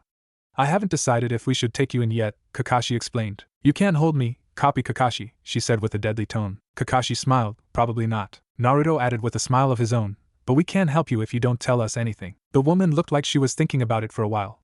I was returning from a mission when I got caught in a sandstorm. I don't know how long ago, she finally explained with a scowl. Naruto pulled a map out of one of his pouches and the woman flinched before she saw that it was only a map. He unfolded it in front of her and pointed to where they were on it. This is where we are. He pulled out some rations and water. Here's some food and water. Rest for a little while and then make your way home. He smiled again and waved as the four-leaf ninja left her alone in the tent. I don't really have much choice, do I? She thought as she passed out. The convoy continued on to the desert where Kakashi passed the convoy off to a team from the village hidden in the sand. They checked the tent on the way back, but it was empty. Ibiki says that we can't use the Forest of Death this year for the exams, Anko whined. She lounged on Kushina's couch with a large alcoholic beverage in one hand. Kushina was in the kitchen, pulling out her makeshift grill. Well? What's the problem? Kushina asked as she started setting the grill up. He told me that I had to devise another challenge that would eliminate at least half of the teams taking the exams. Like it's my fault we can't use the forest. Anko took another sip. Kushina assembled the last part of the grate before responding. Orochimaru could have been spying on you through that cursed heaven thing for the last 10 years. We found the security hole and plugged it, but now we have to change things up. Every project you've worked on in the last 10 years has to change because we have to assume that Orochimaru knows all about it. That happened to all of the ongoing projects and missions as soon as I got that thing analyzed, but the Chunin exams only come around to Konohagakure every 5th exam. That's every 2.5 years. You've proctored the Forest of Death twice already, so they're changing it. It's not like the Forest of Death hasn't been around since the founding of the village. I don't know why he decided to fuck me over. Language! Kushina yelled. My kids are going to be home soon and if you want to stay for dinner, you'll have to set a better example. One little missing Nin who already knew about it, Anko griped quietly. Can't argue with free barbecue. And that one little missing Nin is the Snake Sannin. I wonder why they're paranoid, Kushina frowned. Training Ground 11, Sunset. Naruto. Stop. Please. Sakura panted, struggling to catch her breath. I'm dying here. Sasuke and Naruto were still fighting a dozen yards from where the pink-haired girl was huffing and puffing at a shadow clone. You always say that, Sakura, Naruto admonished. Would you rather spar against Sasuke? Sakura winced. She remembered the bruises she'd had for days after the last time she'd sparred with Sasuke. No, but all of this training is killing me, she huffed. I can't keep up this pace. Sakura's hair was tied up in a bun, and sweat dripped off her chin. Naruto's orange jumpsuit was barely dirty and the clone looked like it had barely broken a sweat. Tomorrow we'll work on ninjutsu then. I wish Kakashi would train us more though. It'd be nice if he showed us one of those thousands of jutsus he knows, Naruto complained. It's not like we don't have time to learn those advanced things, Naruto. Kakashi is teaching us the basics, Sakura defended, if you say so. How's your chakra level coming? Naruto deflected. It's better, I think. I don't know. You and Sasuke are the only comparisons I have. I'm nowhere near you, but my control is still better than you, she explained. I think I've got about a quarter of Sasuke's chakra level, but I can't tell for sure. Take a couple of minutes and then we'll do some body flicker practice, Naruto instructed. He and Sasuke were already pretty ragged with their sparring practice, but Sakura didn't need to know that. Sasuke used his Sharingan to react faster than Naruto, but constant practice was increasing Naruto's speed to the point where Sasuke was almost having trouble staying ahead. Naruto was getting fast, but he still didn't know much more than basic ninjutsu. He didn't know any elemental attacks. He didn't know any genjutsu except how to break them. He knew a lot of taijutsu. He practiced until his taijutsu was nearly flawless, but he still didn't know anything advanced. The only other jutsu that Naruto knew was the summoning jutsu, and Jiraiya still hadn't gotten around to letting him sign the contract that allowed him to summon frogs. Naruto held up a hand and said, I've been running Sakura ragged. I think we need to practice ninjutsu more anyway, but I don't know many jutsus. We'd just be practicing the basics. Sasuke stopped and said, yeah, we should start bugging Kakashi to teach us more. The two broke up their spar and walked over to Sakura, who was still catching her breath. Naruto's insistence on training her had started to pay off, but it was hard work, which was something she was unaccustomed to doing. She'd always been smart enough that she hadn't had to work very hard at the academy, but Sasuke and Naruto were so far ahead of her that not training would have been nearly suicidal. Kakashi showed up while the three were drinking water. Taking a break from training? This generation is so lazy, Kakashi smiled behind his mask. Are you insane? Sakura screamed. I haven't been able to feel my arms or legs. Naruto and Sasuke are brutal slave drivers. If we trained any more, I would keel over and die. Kakashi only smiled harder. Their work ethic is just like Guy, he thought. This should be entertaining. Perhaps one day you'll see the merit in hard work, Sakura-chan. But for now, I wanted to ask you all a serious question. Our village, Konohagakure, will host the next Chunin exams and I wondered what each of you thought about entering. We've only been genin for a few months. Are we ready? Sakura thought. It would be a great chance to test my skill and learn from other shinobi. Yes. Sasuke thought. Hell yeah. We just need to learn a couple of things and I think we'll kick ass and take names. Naruto shouted excitedly. Sasuke and Sakura looked at Naruto. They were accustomed to his outbursts, but this one seemed even more energetic than normal. That is certainly definitive, Naruto. How about you too? Kakashi asked the tired genin. I don't see why we shouldn't enter the exams. It's not like it's a one-time only test, right? Sasuke asked. Kakashi shook his head. Is it going to mean more training, Naruto? Sakura asked, pleading with her eyes that the answer would be no. Naruto thought for a moment, reviewing what he knew of human anatomy. He finally responded, we should definitely rest up in the days before the exam, but we can't slack off on training just because we might get promoted. A few days of rest is all I ask. I constantly feel like I got buried under a building, Sakura thought, but said okay then. Let's do it. Kakashi smiled again. Great. I'll get the forms. No more missions for the next 2 weeks. Sakura was just getting excited about finally having free time, but Naruto interrupted her fantasy. Yes. More time to practice and train. Sakura shot up and screamed, and oh, as she ran home. Naruto's house, 2 days before the exams. Sakura-chan, I'm so glad that you could come over. I hope the boys haven't been pushing you too hard with their training, Kushina gushed. They can be pretty intense. Understatement of the decade, lady, Sakura thought. They just want to make sure that the whole team is strong, Kushina-san, she responded demurely. Kakashi was wearing his standard blue clothes with his green jacket over it. His mask came up to cover his mouth and nose, as usual, and his headband drooped to cover his left eye. He was sitting on the couch next to a woman Sakura hadn't met. The woman had black hair with blue highlights and wore a jacket over her tight mesh armor. Kushina had her hair tied up and into a high bun with chopsticks pinning it into place, and wore an apron over civilian clothes. Naruto wore the orange jumpsuit that he had worn since before it fit right, still proudly displaying his forehead protector. Sasuke wore his standard outfit, white shorts with a blue shirt emblazoned with the Uchiha crest on the back. Sakura wasn't sure if she should have worn her standard gear or the civilian clothes she decided to wear instead. Naruto noticed her and ran over, excitedly. Sakura was a little surprised that he didn't body flicker, but she figured he didn't want to use jutsu at home. She never used jutsu at home. Then it struck her. There were pictures that had genjutsu on them. There weren't many pictures in the 2-bedroom apartment, but all of the ones on display had genjutsu on them. Before Sakura could think any further, however, Naruto grabbed her arm and pulled her over to the couch. Kakashi-sensei. Anko-san. Sakura-chan is here. He exclaimed excitedly. Hey there, Pinky, Anko blurted with a drunken smile. Nice to meet ya. Glad you could make it, Sakura-chan, Kakashi smiled. He had a drink that was only half full, but his mask was still on. Come to think of it, I've never actually seen Kakashi's face, Sakura couldn't help thinking. Anko-san was just telling us about when she took the Chunin exams, Naruto said with a serious tone. She said that we were lucky that this year wouldn't be like back then. Oh. That's nice, Sakura responded. Anko laughed evilly. This year, we completely redesigned the middle stage. You guys'll never pass. Naruto laughed a good-natured laugh. You think some test is going to stop me? I'll be Hokage one day.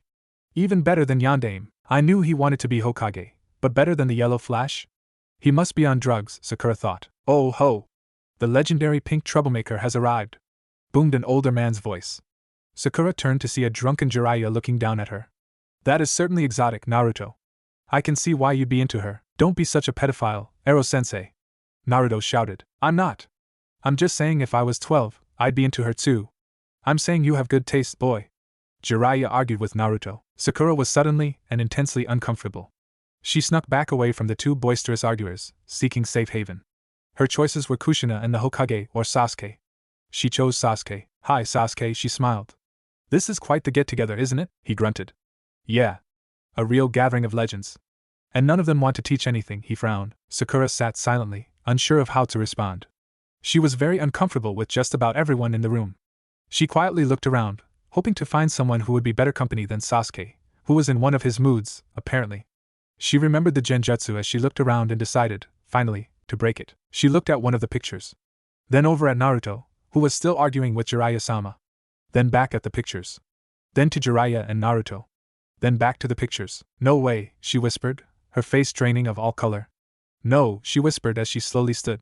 This is completely unfair, she shook. Why didn't anyone tell me? Sakura started to scream, but Sasuke clamped his hand over her mouth before she could finish. Training Ground 17, the night before the exams, Naruto had 50 shadow clones practicing the basic jutsu and control exercises that he knew in various combinations. Some practiced body flicker while keeping a leaf on their foreheads. Some practiced tree climbing then water walking and back. Some practiced replacement, while under a henge transformation. Some threw kunai at targets while others tried to block and interfere. He wasn't happy with just practicing basic techniques, but he was sure that he could convince someone he knew to teach him more eventually. and Jiraiya had drilled him with the idea that learning the basics creates a foundation for learning more complex ideas during his initial academy days. After practicing all day, Naruto was getting tired. His clones started dispelling and he could feel that he was running low on chakra. Just a little more, he thought as he tried to draw more chakra. Just what are you trying to do? A strange, deep voice boomed from everywhere. Who's there? Naruto asked as the world started to fade. But instead of the normal black that accompanied unconsciousness, he found himself underground, in front of a massive gate with a shallow, endless puddle of water underfoot. You don't have any chakra left, and I didn't say that you could have any of mine, boy, the same voice rumbled from the darkness beyond the gate. Who are you? Naruto asked, approaching the gate cautiously. A wave of hate washed out from behind the bars of the gate, but Naruto just stood there, letting it wash past him. He could feel the chakra in it, and that it had filled him with as much chakra as he had first thing in the morning. We're inside of me, aren't we? Who are you? What is this? Naruto asked again. Break the seal and let me out, the voice rumbled. Naruto looked up and saw a paper seal over the lock that kept the gate closed. The seal looked oddly familiar, but he couldn't place it. He hesitated for a few long seconds before a giant, angry, red fox head snapped at the gate. Let me out, Naruto jumped in surprise. Not if you're going to snap at me. And you won't even tell me your name. I'm out of here. The world came back into focus, but it was tinged in red. Naruto started practicing again and found that he was much faster and stronger than normal. It was almost like when he used body flicker, except he wasn't just faster, and it wasn't just in the instant like body flicker. I have to remember to look into this after the exams, he thought as he practiced. The Chunin exams, second floor. Get out of here, scum, a voice said coldly. You'll never pass anyway, so just go home. The sign above the door read 302 and 2 boys were blocking the door. Sakura had seen through a much better genjutsu just a few days before, so she easily saw through it. Sasuke just watched as a boy in green spandex got up. Said, I am sorry, but I must go into the test room. I am aware that we are not permitted to fight outside of the exam, but if you do not allow me inside, I will have to force my way through. Naruto looked at his teammates and said, should we help him? I thought that this was a team thing. Where's his team? A boy with long, dark hair and strange lavender eyes tapped the green spandex boy on the shoulder. Lee, come on. There are other ways in. Let's go. Lee looked like he was about to explode, but said, of course, Niji. Let us go through another entrance. Come on, guys, Naruto said calmly as the three went up to the third floor, where the exam would take place. The room was filled with many genin teams. There were headbands from the 5 major villages and several minor villages. Shikamaru, Choji, and Ino were there already. They were talking to another team that had graduated with their class. The first was a scruffy-looking boy with a puppy on his head. The second was the very shy Hinata, whose eyes were the same as that boy from downstairs, now that Naruto had a chance to take a good look at her. The third was another quiet one that Naruto didn't immediately recognize. You're here too? How troublesome, Shikamaru commented as Team 7 approached. Is this our entire genin class? Naruto asked with a smile. Man, we're all doing great if we're all up for Chunin so soon, right? How did you make it dead last? The boy with the dog sneered. You barely passed the genin exams. Sasuke must be carrying you. Ino had already snuggled right up to Sasuke. Sakura just felt ashamed for her friend. She was sizing up the other genin. Most were at least a year older than their class. Naruto laughed. Yeah, Sasuke is carrying us. Shikamaru just repeated, how troublesome. An older boy with grayish hair and purple clothes came over to the genin group. Hello there. I see that you're new. Would you like some help? I have these neat data cards that I've compiled over the years to help me strategize. My name is Kabuto, by the way. Sure, said the boy with the dog. Who've you got info on? Naruto asked, skeptically. Let's see our cards first. The purple boy pulled out 9 cards and charged them with a minuscule amount of chakra, which caused the underlying images to become visible. That's a neat trick, Naruto commented, taking his card.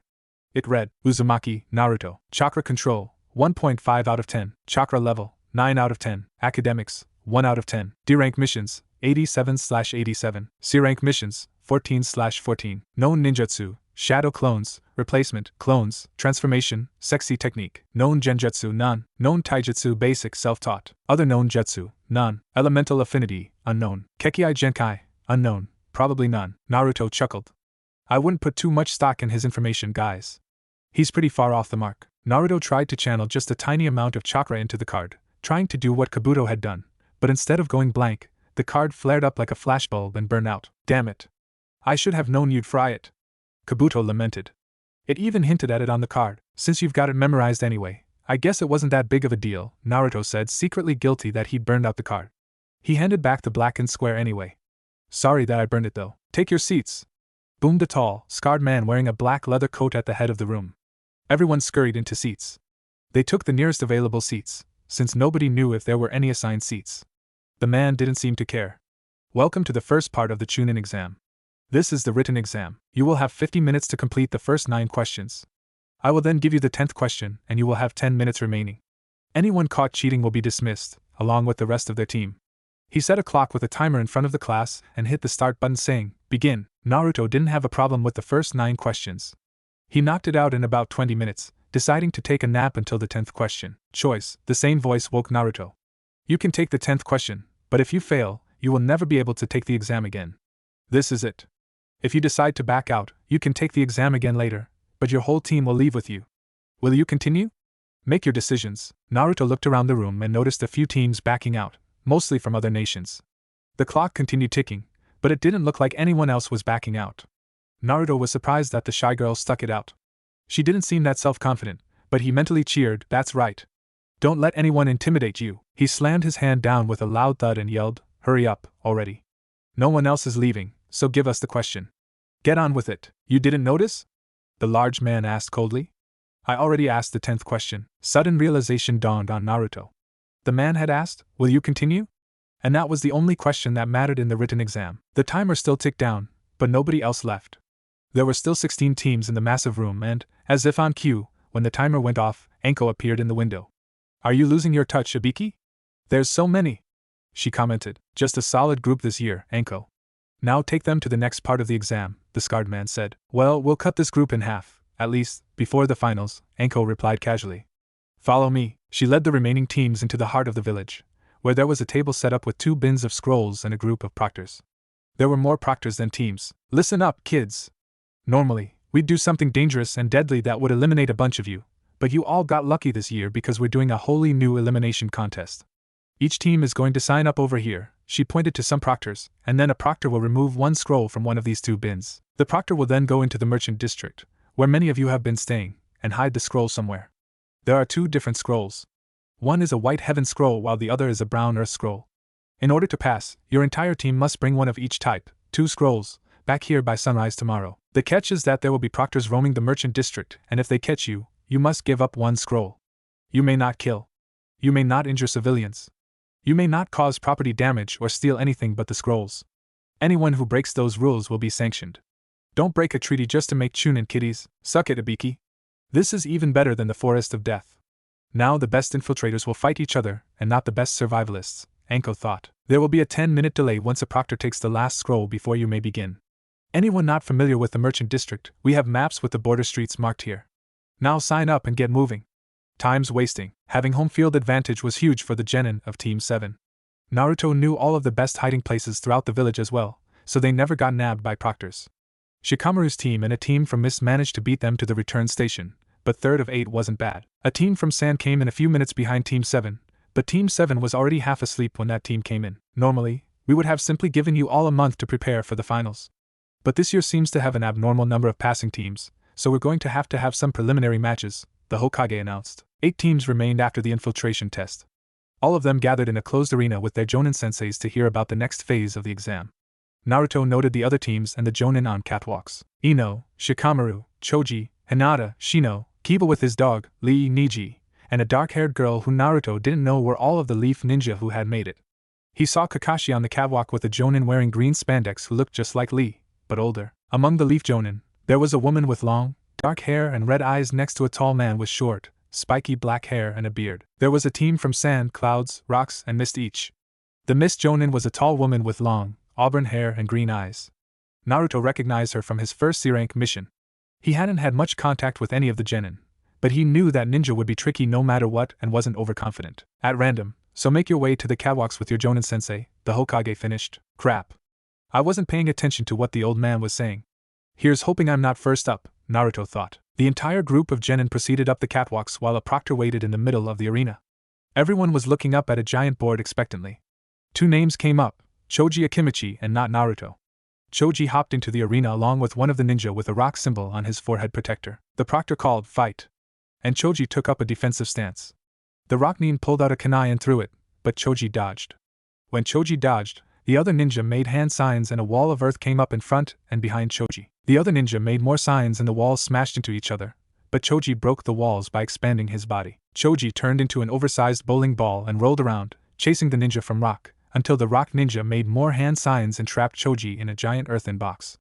After a few minutes of slamming noises from the inside of the box, the proctor called the match for the rock ninja. The giant board changed and 2 more names came up. Naruto didn't recognize either, but a ninja from Mist with a sword and a ninja from Cloud with a sword hopped down into the arena. That battle was short, because the Cloud Nin charged his sword with lightning and cut the Mist Nin's sword in half and then stabbed the Mist Nin through the arm, pinning the Mist Nin to the wall while his other hand held a kunai at the Mist Nin's throat. The proctor called the match for the Cloud Nin. The giant board changed again, reading Naruto Uzumaki and Kankuro of the desert. Naruto hopped down, as did the sand ninja dressed in black with strange face paint. Kankuro had a bundle on his back that Naruto wondered about, but he got into a fighting stance. The proctor called, "Fight!" and Naruto body flickered at the same time, creating 4 shadow clones. He hit Kankuro, knocking the sand genin back, but Kankuro's head opened up, revealing a nozzle that hissed at Naruto. Naruto replaced himself with a shadow clone that dispersed as it inhaled poison gas, and 3 others' body flickered around the puppet. One hit the puppet with a low sweep kick, the second simultaneously hit it with a roundhouse kick to the torso, and a split second later the third dropped an axe kick, breaking the strange puppet into pieces with an explosion and a crack in the ground beneath it. The cloud of puppet pieces dispelled the 3 clones. As the shadow clones were dismantling the puppet, Naruto body flickered to the sand ninja who was controlling the puppet and kicked him with a roundhouse kick hard enough to make a wet crunch sound and send the sand ninja flying hard to the ground. Some of the jonin were making conversation, but the conversations ended when Naruto destroyed the puppet and crunched the puppeteer at the same time. The proctor called the match when it was obvious that Kankuro had a broken arm and several broken ribs. "Sorry I kicked you so hard," Naruto said to the injured Kankuro, who had a terrified look plastered on his face. "I thought you were another puppet," Naruto tried to explain, but the medics carted the sand nin off out of the arena. Naruto returned to the catwalk where the jonin in green spandex approached him.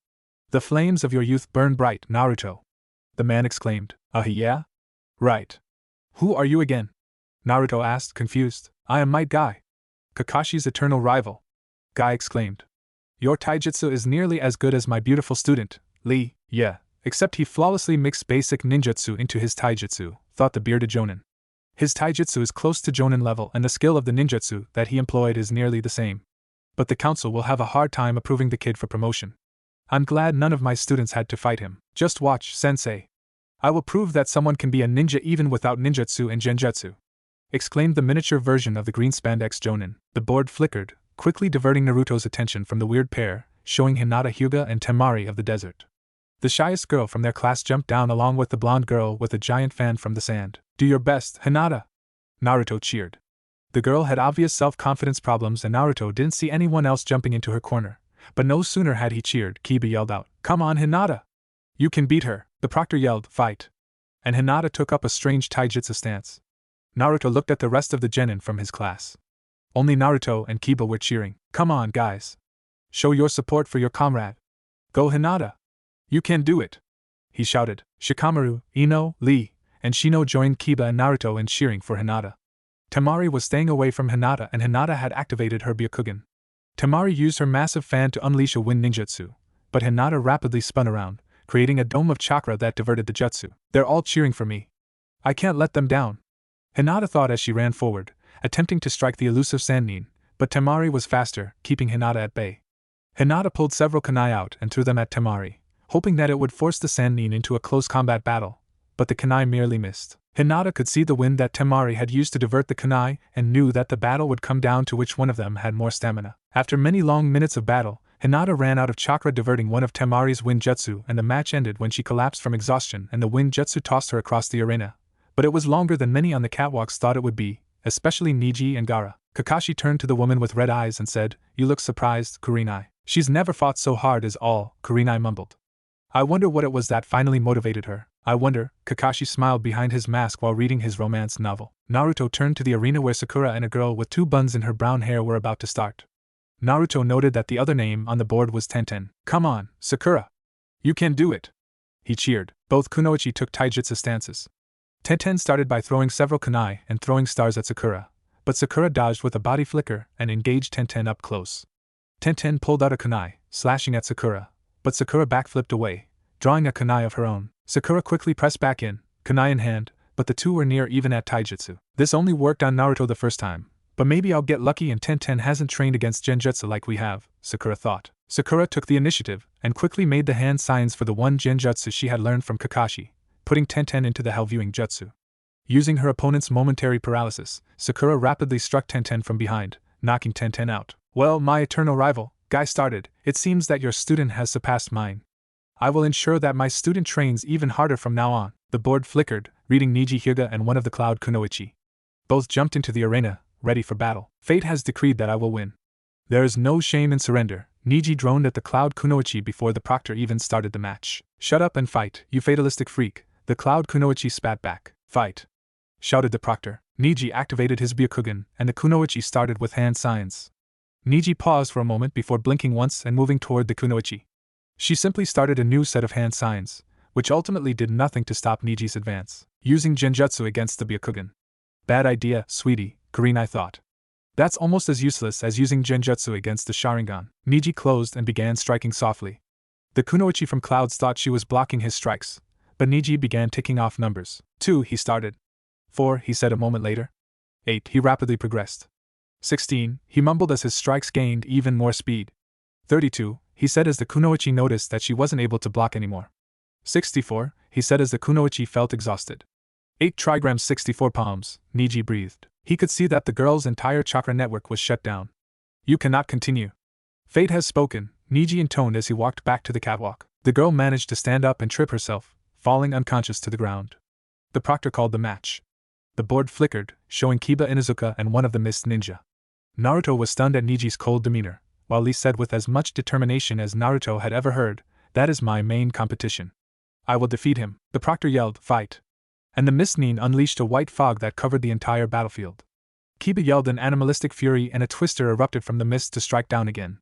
The Mist Nin had a sword out which had blocked Kiba's attack, but his sword was now cracked. "How did you find me?" the Mist Nin asked. "Pfft. There's more than one sense," Kiba scoffed. "I see," the Mist Nin muttered, already making hand signs. "Water style, water dragon jutsu." A giant water dragon erupted from the dissipating mist, but Kiba responded with his own attack. "Garoga!"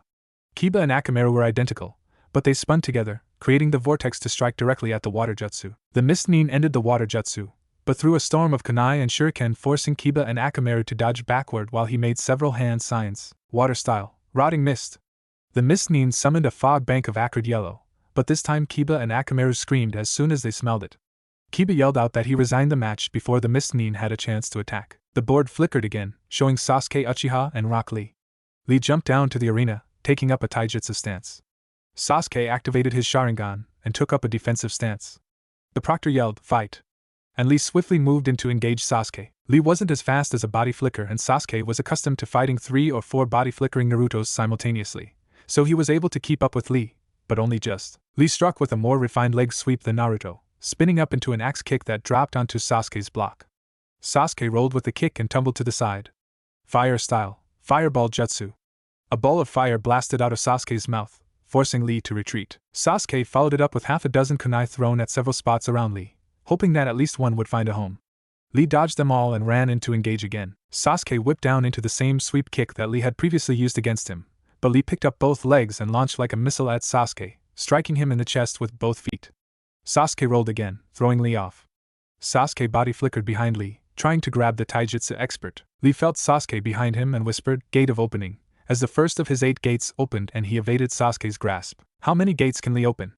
Kakashi asked Guy. 5. Guy smiled and then he yelled, "Remove your training weights, my precious student." Both combatants looked up at the catwalk, but Lee replied, "But sensei, don't argue.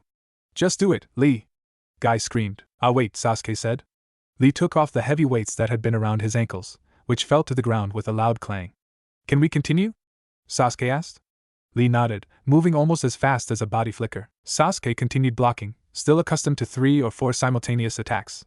Compared to Lee's rapid succession of attacks, he could still keep up a good defense, but a single target was much more difficult to hit than 3 or 4 targets. Lee partially unraveled the bandages on his hands and forearms, continuing his assault on Sasuke. Sasuke dropped his defense to see what Lee would do, and Lee wrapped him in his hanging bandages. As Lee began his spin, Sasuke used a shadow clone as a replacement, and watched the technique from 2 angles. His shadow clone dispersed, leaving Lee triumphant, until Lee realized that it had been a shadow clone. Sasuke engaged Lee again, this time using Lee's own moves against him. Lee had long practiced with Guy using the same techniques, so he simply whispered, "Gate of healing," and fought harder. Sasuke, Having seen how to open the first gate from Lee replied, "Gate of opening," and increased his speed to keep up with Lee. "How many gates can Sasuke open?" Guy asked Kakashi. "I have no idea." "I never taught him the technique," Kakashi replied. "Without physical training, it is impossible to learn to open the gates," Guy retorted. "Sasuke trains with Naruto every day," Kakashi countered. Guy grumbled as he watched his student's skin turn red and muttered, "Gate of life." Sasuke kept up with Lee only due to his intense training with Naruto and the benefit of his Sharingan. He had no illusions that he would be able to keep up without either of those advantages. Fire style. Phoenix Sage Fire Jutsu. Sasuke unleashed a swarm of fireballs at Lee as he tossed shuriken at the speeding, green taijutsu freak. Lee batted the fireballs, seeming to ignore them as he flew towards Sasuke. "Maybe if I open that second gate?" "Shit! He's starting to move faster than I can," Sasuke thought as he opened the second gate. The two furiously fought for long seconds before Sasuke had a realization. "Damn it.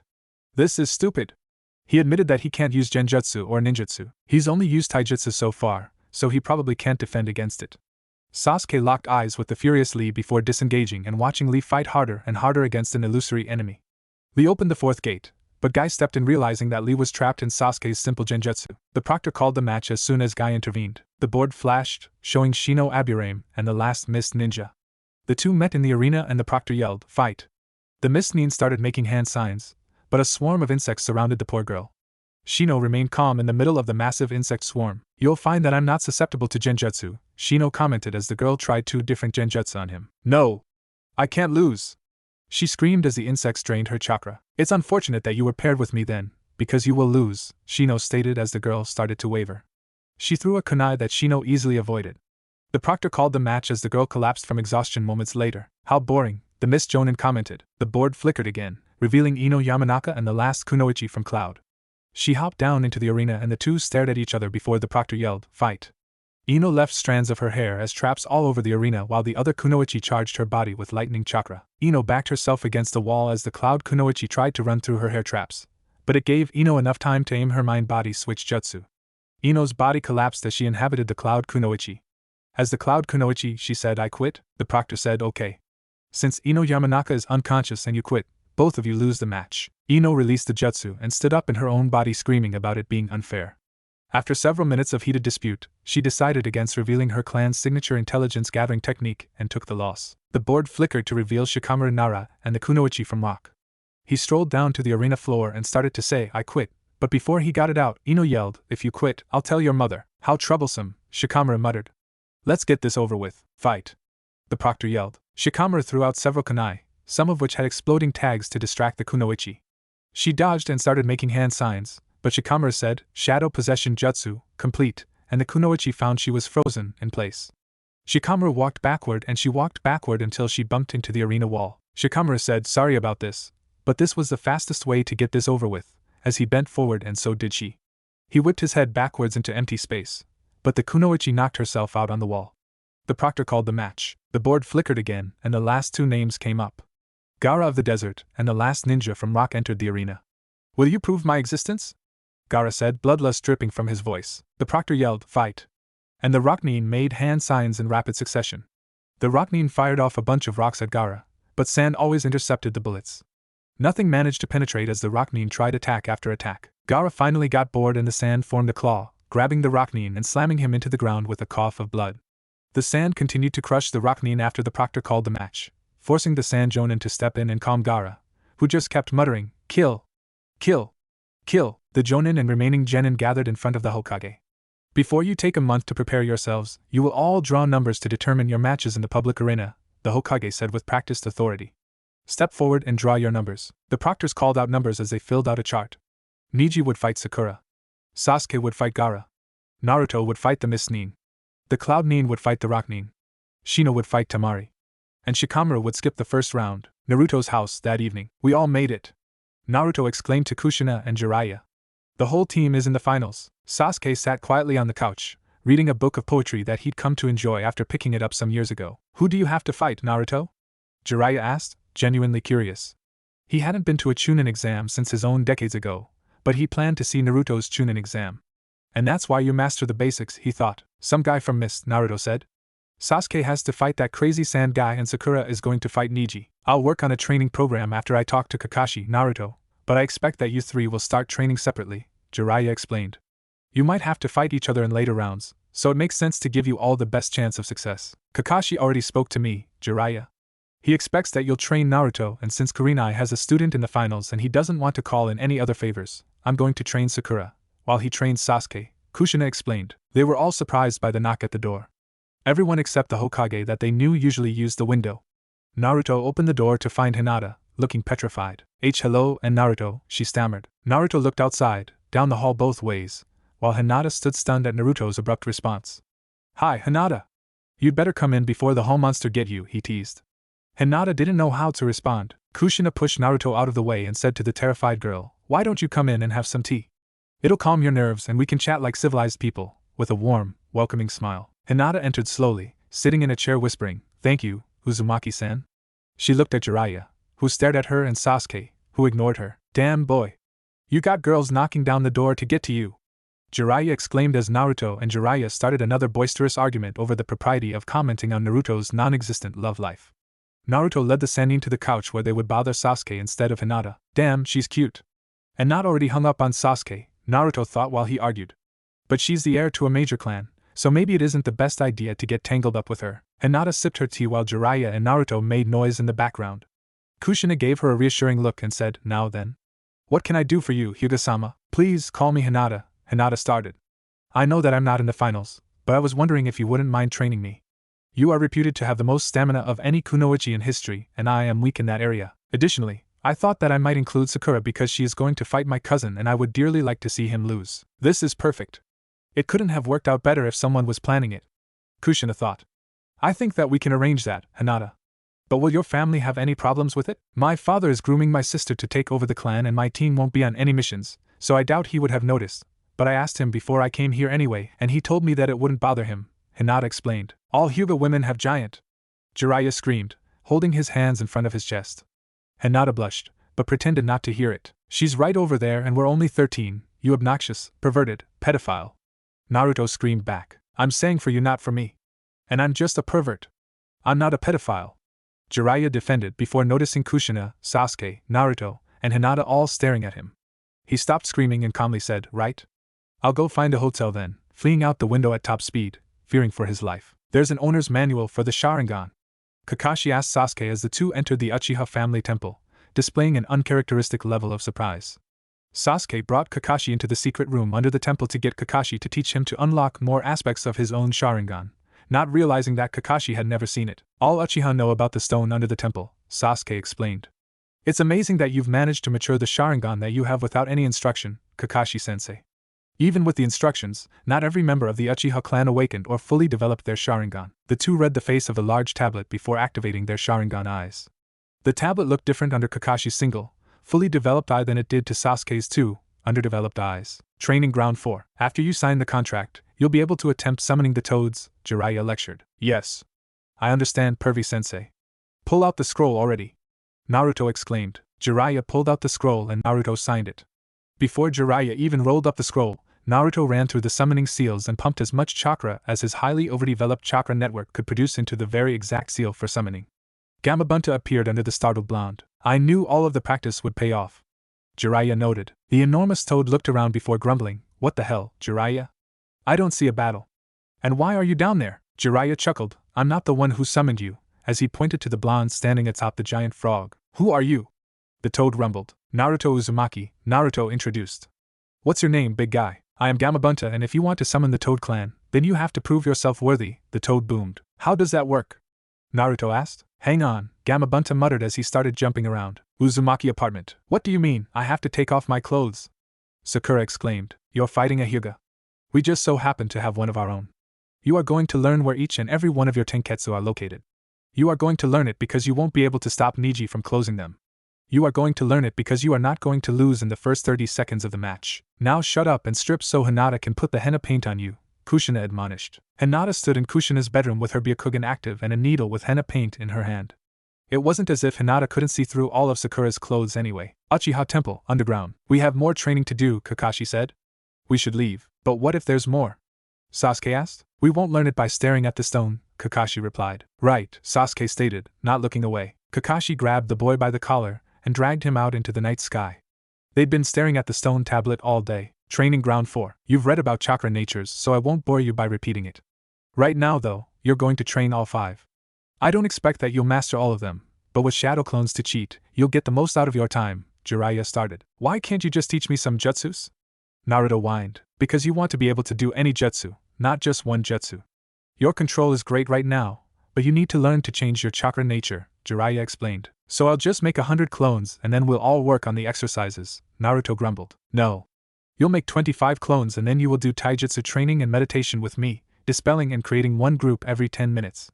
A mass of clones will eventually have minor differences, and through trial and error, you'll find ways to do better at each exercise, individually. Each clone you'll be using will be trying a slightly different, but related exercise so that anything that one clone in each group learns can apply to any of the other clones in the group. This will make your training much more efficient so that you will learn how to change chakra natures much more quickly than the months or years that it might normally take, Jiraiya lectured. I think I get it. Start showing me the exercises, Naruto said as he created 25 shadow clones. Private Training Ground 3. You've got the speed down and, thanks to Lee and your training with Naruto, you've already figured out how to unlock 2 of the gates. But you'll have to rest up before you can do that again.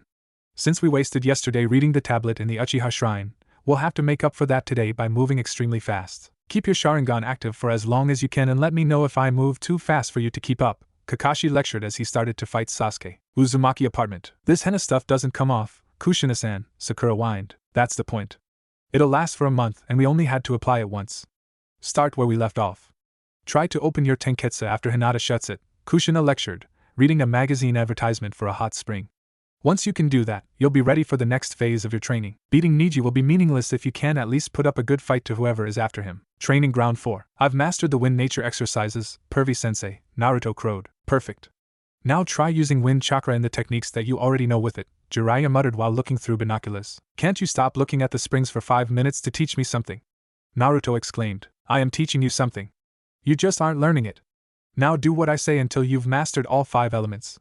Jiraiya shot back. Private Training Ground 3. Faster, Sasuke. Kakashi yelled as a fist shot out. You have to be faster if you want to activate the third Tomo. As he activated Genjutsu distractions in rapid succession. Gah! You're trying to kill me! Sasuke screamed. Maybe. Maybe not. But Gaara most certainly will. Don't quit! Kakashi screamed. Uzumaki apartment. So you can open and close your tenketsu at will, without striking them? Kushina asked. Sakura swore. Not yet.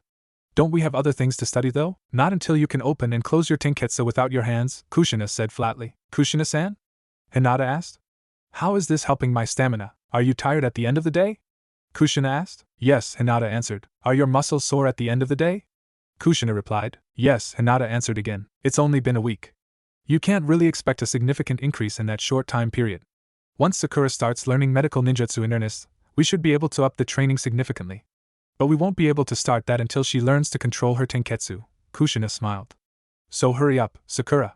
She yelled, and then Kushina went back to reading another magazine. Training Ground 4. When I use Wine Chakra with shadow clones, I can't make any clones. When I use Wine Chakra with body flicker, I just get a gust of wind with me when I move and I can keep going for much longer than normal. What use is that? Naruto asked. Have you tried body flicker on just one part of your body at a time instead of your whole body at once? Jiraiya asked. Wait. You can do that? Naruto responded. Yes. Now try it with neutral chakra, then with wind chakra, Jiraiya whispered through a hangover. And let me know when you can do anything with any other nature, he said as he nodded off in a lounge chair. Private Training Ground 3. Kakashi pulled up his headband to reveal his own 3-tomo Sharingan. You have to be faster, Sasuke, or I will definitely kill you, he intoned with deadly intent. Dodging or opening any gates won't save you. You have to perceive faster. How the hell am I supposed to do that? Sasuke thought as Kakashi started moving ever faster. Kakashi fought harder and faster, keeping his demeanor cold and cruel until Sasuke couldn't keep up. He threw kunai closer and closer to Sasuke, waiting for Sasuke's eyes to morph into the 3-tomo Sharingan that indicated it had reached full maturity. I still have 3 days to get his Sharingan to mature. I don't need to start teaching him the basis of Chidori until then, Kakashi thought as one of his kunai left a hair-thin streak of blood across Sasuke's arm. Leave hospital. You are going to learn 2 basic healing techniques. The first is how to repair minor damage. The second is how to reinforce tissues and project your chakra into a blow. Hinata is going to come with me and we'll be back when I have to carry her, Kushina explained. Are you dumping me off at the hospital to train Hinata? Sakura asked. No. I'm leaving you with experienced medics to teach you the principles involved in the techniques that you are going to need by the time I get done with Hinata, Kushina explained. You've already studied basic anatomy. Now, you're going to get a 4-day crash course and a few rounds in practical application. We'll see where you're at afterward, Kushina lectured. Hurry up or you'll be late. I had to call in some very old favors to get this for you. Sakura started following around the medicine, asking questions about the 2 topics Kushina had mentioned, much to the annoyance of the medicine. Ichiraku ramen. I'm doing much better with earth chakra, but I'm still lagging with fire, lighting, and water. I don't get it. The harder I try, the worse those elements get, Naruto complained over lunch. Those elements aren't about pure effort, Naruto. Only earth is about sheer stubbornness. You know that. Focus on what those elements are at their cores and you should make some more progress, Jiraiya said between slurps of ramen. Naruto stopped and slapped his forehead. Of course. I got wind quickly and have been using it with taijutsu already, and earth is coming along, so I've been using the ideas from molding earth and chakra with the other elements. But the ideas are incompatible with the nature of the chakra.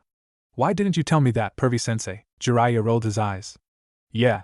Why didn't I tell you that just now? He said flatly. I figured out how to use a partial body flicker with wind chakra to make my blows have a cutting quality though. That was pretty awesome, right? Jiraiya looked at his tattered shirt. It's a great combat technique, Naruto. But your meditation is still terrible. We're going to start doing a stillness exercise tomorrow that will help you a lot in the future. But meditation is boring, Naruto whined. You'll thank me someday, Jiraiya muttered as he ignored the whining blonde. Private Training Ground 3, you almost killed me. Sasuke screamed. Your Sharingan is now fully matured. It never would have happened without the life or death stress, Kakashi defended. Now we can work on your chakra nature. It should be a matter of days for you to master lightning chakra enough to perform the one unique jutsu that I've created. Wait. What? You're going to teach me your unique jutsu? What is it? Sasuke said, more interested. It's an assassination technique. It is purely offensive in nature and it's not something that you should use lightly. But Gaara might not give you a choice and I'm not going to send you to die at his hands in the arena, Kakashi explained. So all of this was just training? You weren't trying to kill me? Sasuke asked. I haven't given you a chance to think about it, but I'm a Jonin listed in bingo books and you're a genin. If I wanted to kill you, do you really think that it would have taken this long? Hurry up and finish your lunch so that we can get back to training, Kakashi said, already finished with his food. Uzumaki apartment. How am I supposed to heal a torn muscle? I barely got the theory from that guy at the hospital. Sakura complained loudly. You had 4 days, you already knew more than half of it, and you've been bragging about your perfect chakra control since we met. Stop being melodramatic and heal Hinata's arm, Kushina browbeat the pink-haired girl. I'm not even sure how. Sakura went on. Figure it out soon or you're going to have to spar with me next, Kushina threatened with a feral grin. And I make Sasuke and Naruto look like quitters when it comes to stamina. Sakura screamed with nervous laughter as Hinata quietly waited for the would-be Chunin to figure out a healing technique based on theory and perfect chakra control that Hinata knew didn't actually exist yet. Hinata absently thought, poor Sakura. Kushina is really pushing her. But if she can do this, then Niji won't be able to win. Training Ground 4. I can't quite use lightning as well as wind or earth, but I'm close. Water is still a problem and fire is barely any better. We've still got a week left. Shouldn't I keep training with the elements, Pervy-sensei? It's time to start incorporating the nature transformations into the jutsu that you already know. Plus, you're going to practice the practical application of seals. I know Kushina has given you scrolls, so we're going to focus primarily on putting what you know to use for the next 6 days, Jiraiya explained. Why not 7 days? Naruto asked. You don't want to be totally bushed on the day of the arena, so you'll take the last day to rest. We're going to the hot springs just outside of town. We're meeting Sasuke and Kakashi as well as Kushina, Hinata, and Sakura, Jiraiya smiled. You're not implying that you're going to peep on my mother and 2 of my peers, are you, Pervy-sensei? I'm offended, Naruto. There are plenty of other women for me to peep on, Jiraiya smiled. And some of them pay for the privilege. Jiraiya imagined some of his favorite jobs. Private Training Ground 3, Sasuke breathed heavily. He just put a hole in a boulder the length of his arm with his Chidori. It was the second of the day, and he was nearly exhausted. That's it. You can only perform this jutsu twice in a day. Any more and you'll burn out your chakra and your stamina, which would result in your death. Kakashi's arms were folded as he watched. You have deeper chakra reserves than most ninja your age and you've got a fully mature Sharingan. But not a Mangekyo Sharingan, Sasuke interrupted. What would you rather have, friends or the Mangekyo Sharingan? Kakashi asked redundantly. Can I have both? Sasuke asked. There is no way that I know of to have both, Sasuke. It's one or the other. Believe me when I tell you that I would trade almost anything to get my friends back. If I had a choice, I would choose friends, Kakashi said forlorn. Uzumaki apartment. You can knit some of your tissues back together, Sakura, but you can't enhance them with your chakra, Kushina evaluated. It's a great battlefield tactic, but I was hoping that you'd master the latter rather than the former. It's not like I can heal everything, Kushina-san, just minor tears. I don't know how I'm going to beat Niji, Sakura whined. Sakura, you'll be sparring against Hinata for the next 2 days. But you will only defend, never attack. If you don't see the benefit of your training, then I'll happily track down any instructor of your choosing to teach you after the exams, Kushina explained. Hinata, Sakura has been training with Naruto and Sasuke to get her endurance up. The both of you will keep fighting until I get tired. Until I get tired? The two asked in stereo. No. Until I get tired of fighting. I'll be watching from this comfortable lounge chair. Kushina smiled and showed off the lounge chair she'd stolen from Jiraiya. Hinata and Sakura mentally screamed in horror. Screaming out loud only resulted in Kushina's demented laughter haunting them throughout an exercise. Training ground 4. Holy crap! Lightning chakra is the best body flicker augmentation ever. Naruto screamed. If we had more time, I'd start teaching you some more advanced chakra shaping exercises, but we'll save that for later. Why aren't you using any earth chakra though? You're much better at it than lightning. Earth body flicker is lame. I can barely move. It's not very good for my style, and a lightning technique of any kind will punch right through it.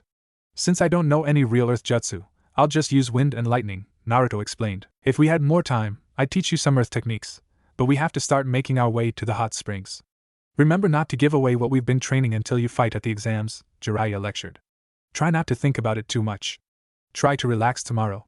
Too bad you can't manage to sit still, he muttered. The first match will be Niji Hyuga and Sakura Haruno, the Hokage spoke. All other examinees should go to the waiting area. The clamor of the arena was deafening, but everyone was prepared. The genin knew that it was coming and were only mildly nervous about fighting in front of so many people. Daimyos, jonin, merchants, and many others watched the Chunin exams in order to evaluate the strength of the ninja they might hire. Naruto and Sasuke wished Sakura luck before retreating to the staging area in the heart of the arena. Your fate is to lose, Sakura. You should learn when to quit before you die, Niji intoned as the proctor looked on. 2 Kages are here today, so giving up without a fight would be stupid for both of us, Niji. Think a little before you give advice, Sakura smirked. Fight! Yelled the proctor, jumping out of the way. Niji assumed a stance that Sakura was already familiar with, and Sakura body flickered into Niji's reach, delivering a light blow to his arm.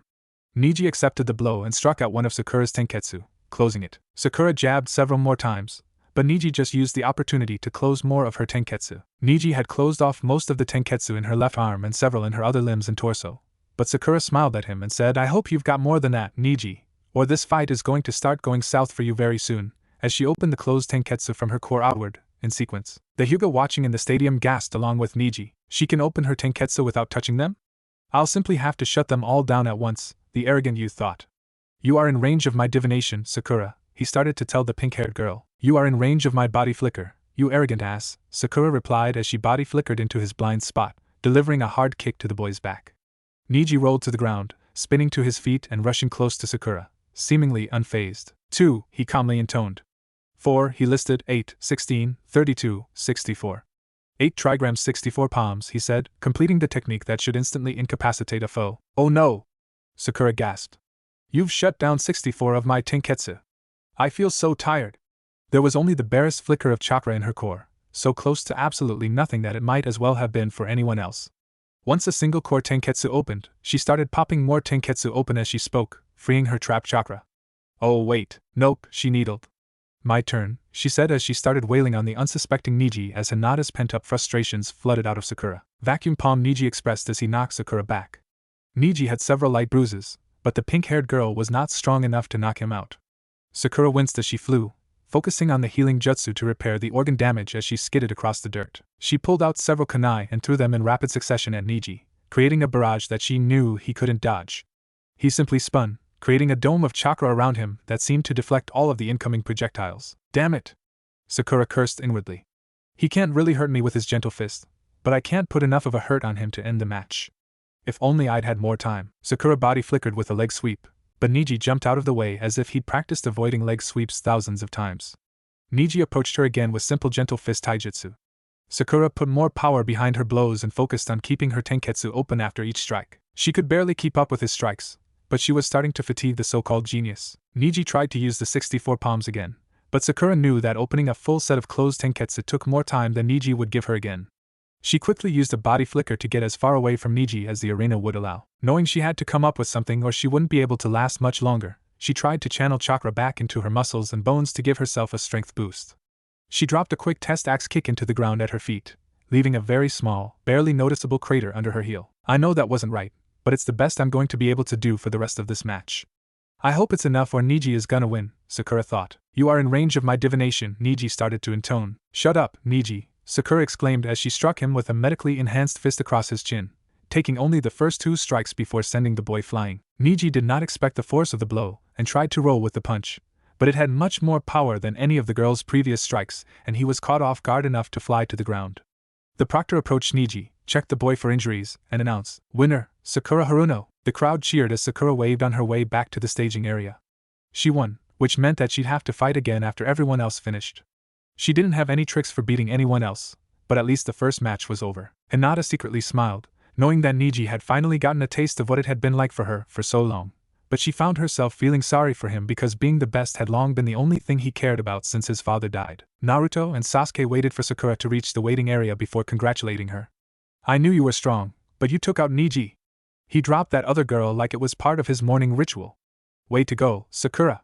Naruto shouted. "It was pretty boring, but what matters is that you won, Sakura," Sasuke said. "How did you avoid getting your chakra network shut down by his attacks though?" "I didn't avoid it. Kushina-sensei taught me how to open and close my tenketsu at will. I have no idea how I'm going to move past the next round though. We kind of specialized during my training," Sakura smiled nervously. "Next up, Shino Aburame and Tamari of the Desert," an announcer boomed. Tamari strolled out with her fan while Shino moved slowly into position. "Fight!" the proctor shouted before jumping away. "I wonder if you'll have as much luck against me as you did my teammate," Shino wondered aloud. "That depends, Bug Boy." "Are you as weak as she is?"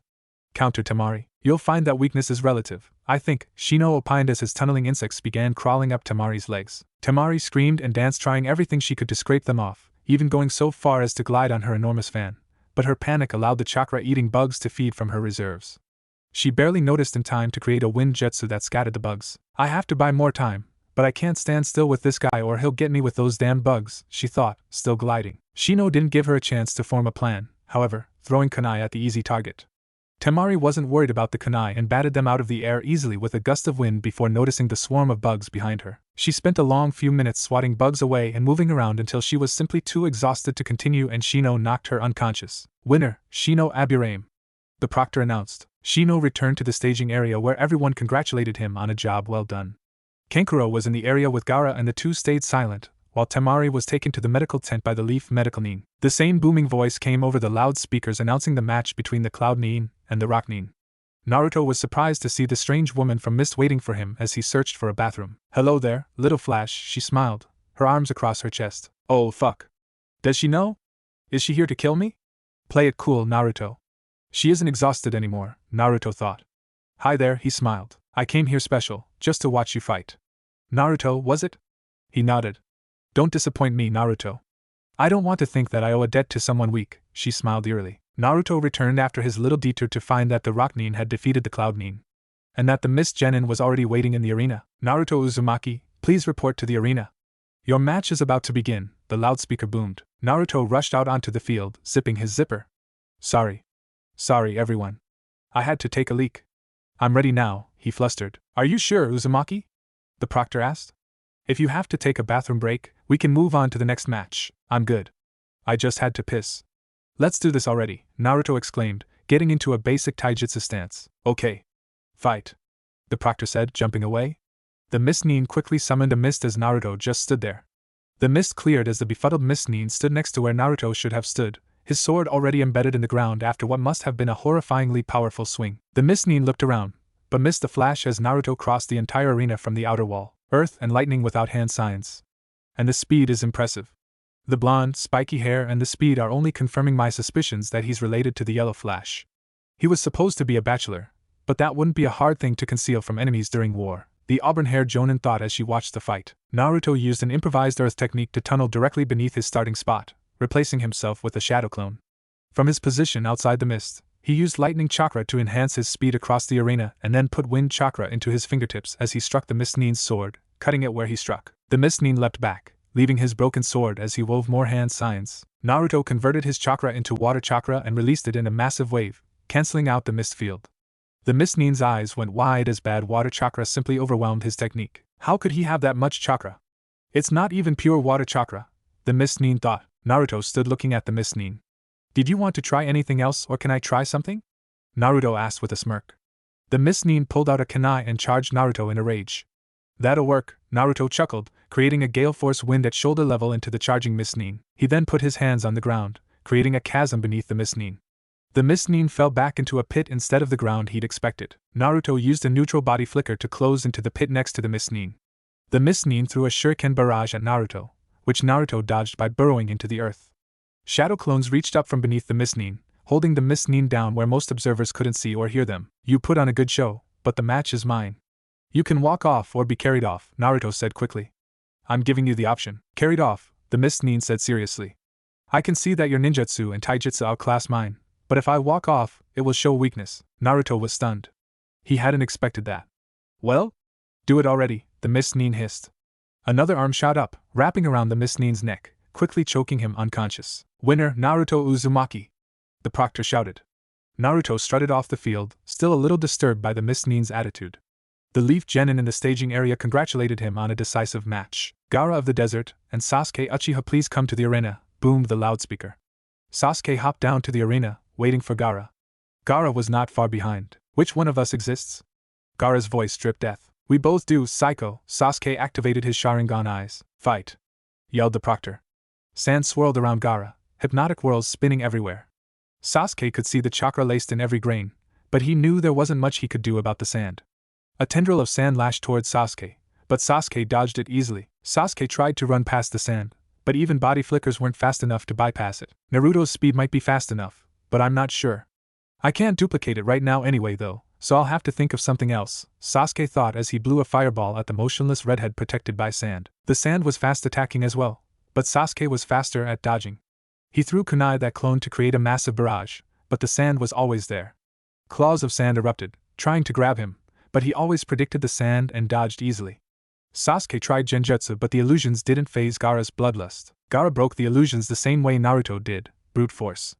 Sasuke planted explosive tags around the arena as he went back and forth with Gaara, waiting to position the sand Nin just right for the trap he was setting. Finally, Gaara stepped into position and Sasuke sent chakra to detonate the tags. Gaara was blasted off his feet, repeatedly, until all of the tags Sasuke had planted were exhausted. Gaara stood, his skin peeling off like sand, his rage evident. A sphere of sand surrounded Gaara as he stood, revealing an eye of sand above and seemingly out of range. Sasuke knew that the only way to attack Gaara would be to strike through the sand. He momentarily thought how nice it might be to have a Byakugan to see through the sand instead of guessing at the inside, but quickly pushed that thought aside. He charged his hand with lightning, the chirping sounds bursting from the jutsu. He started running toward Gaara's sand shell, but the earth rumbled and an explosion sounded from the walls of the village, knocking Sasuke to the ground before he could complete his attack. Sasuke picked himself up and turned to try to see what was happening. What the hell is going on? Why is there a genjutsu over the entire stadium? Or is it the entire village? What was that boom just now? Sasuke thought as he watched the visiting Kazekage leap from the Kage's box seat a split second before a strange, purple barrier rose up around it. Naruto had practiced enough with genjutsu to recognize one and practice disrupting his chakra as a matter of course throughout any day, but the sleeping jutsu that covered the stadium caught him off guard. By the time he noticed what was happening, the Kazekage was standing next to Sasuke and Gaara was starting to lose his mind in the middle of the arena. Most of the jonin seemed to be pulling themselves out of the genjutsu, but the sounds of battles raging outside the stadium were easily heard. Orochimaru! Jiraiya screamed from the stands as he jumped down to intercept the Kazekage. We should have killed you years ago. Jiraiya summoned two toads that Naruto didn't recognize on his shoulders. Naruto watched in horror as Orochimaru extended his head to bite Sasuke, leaving a strange mark on his friend, before facing Jiraiya. Kukukuku. Don't you have a village to save, Jiraiya-chan? The sand is invading and this very arena is going to have the Shikaku on a rampage any minute now, the false Kage pointed at Gaara's sand-covered form. Naruto charged in with a lightning body flicker to attack the false Kage, but Orochimaru's body impossibly bent to avoid the blonde's strike. You might be nearly as fast as that annoying fourth Hokage, boy. But you can't beat me yet, he mocked as he kicked Naruto across the arena. Jiraiya charged Orochimaru, but the snake Sannin picked up Sasuke's unconscious form and ran. Naruto stood, watching Jiraiya leap after Orochimaru and Sasuke. Most of the Jonin and Anbu present had already begun reinforcing the besieged village walls, so few had noticed Gaara growing into a monster the size of a building. Naruto ran through the summoning signs to bring Gamabunta into the stadium, and found himself atop the massive toad. We have to keep that sand monster from hurting anyone in the stands. We don't have much room, so we'll have to pin it here as quickly as possible, Boss Toad, Naruto quickly explained. That's a great plan, Naruto boy, but that's a bijou and I don't have nearly the strength to pin even the one tail in these tight quarters, Gamabunta rumbled. If we don't hurry, that thing is going to start rampaging and a lot of people are going to die. Naruto exclaimed. We need to do something quick. Can you do a transformation jutsu? Gamabunta asked. I could pin him, if I could take the shape of something with hands or claws. The sand monster began to roar, waking a few of the genin who had been left behind by the older ninja. I can think of something. Hang on. Naruto unleashed a wave of chakra to transform the massive toad into the only thing he could imagine that was that big. For a brief instant, he found himself inside the landscape of the underground plumbing, where he looked into the sealed cage. I'm borrowing your form, whatever your name is. I just wanted to let you know, since I think I've just figured out that you're one of the bijou. Borrowing my form? What does that mean? The angry prisoner boiled from behind its cage. I'm fighting a bijou and the boss toad needs a form with claws or hands to pin it down. I've already transformed him into you, Naruto explained. I can help you. Merely tear the seal from this gate and I will destroy the other bijou, the fox tempted from its cage. Tell me your name and we'll talk about it later, Naruto replied. I am Kurama. Why do you care about my name, little human? It asked, starting to get curious. Everyone has a name, Kurama, Naruto said as his attention shifted back to the battle. He could feel the rage from Kurama still washing over him. Gamabunta was now shaped like a massive nine-tailed fox and had the sand monster pinned beneath it. Naruto had to maintain his concentration to continue the transformation jutsu, but he could see Gaara unconscious and partially exposed on top of the sand monster.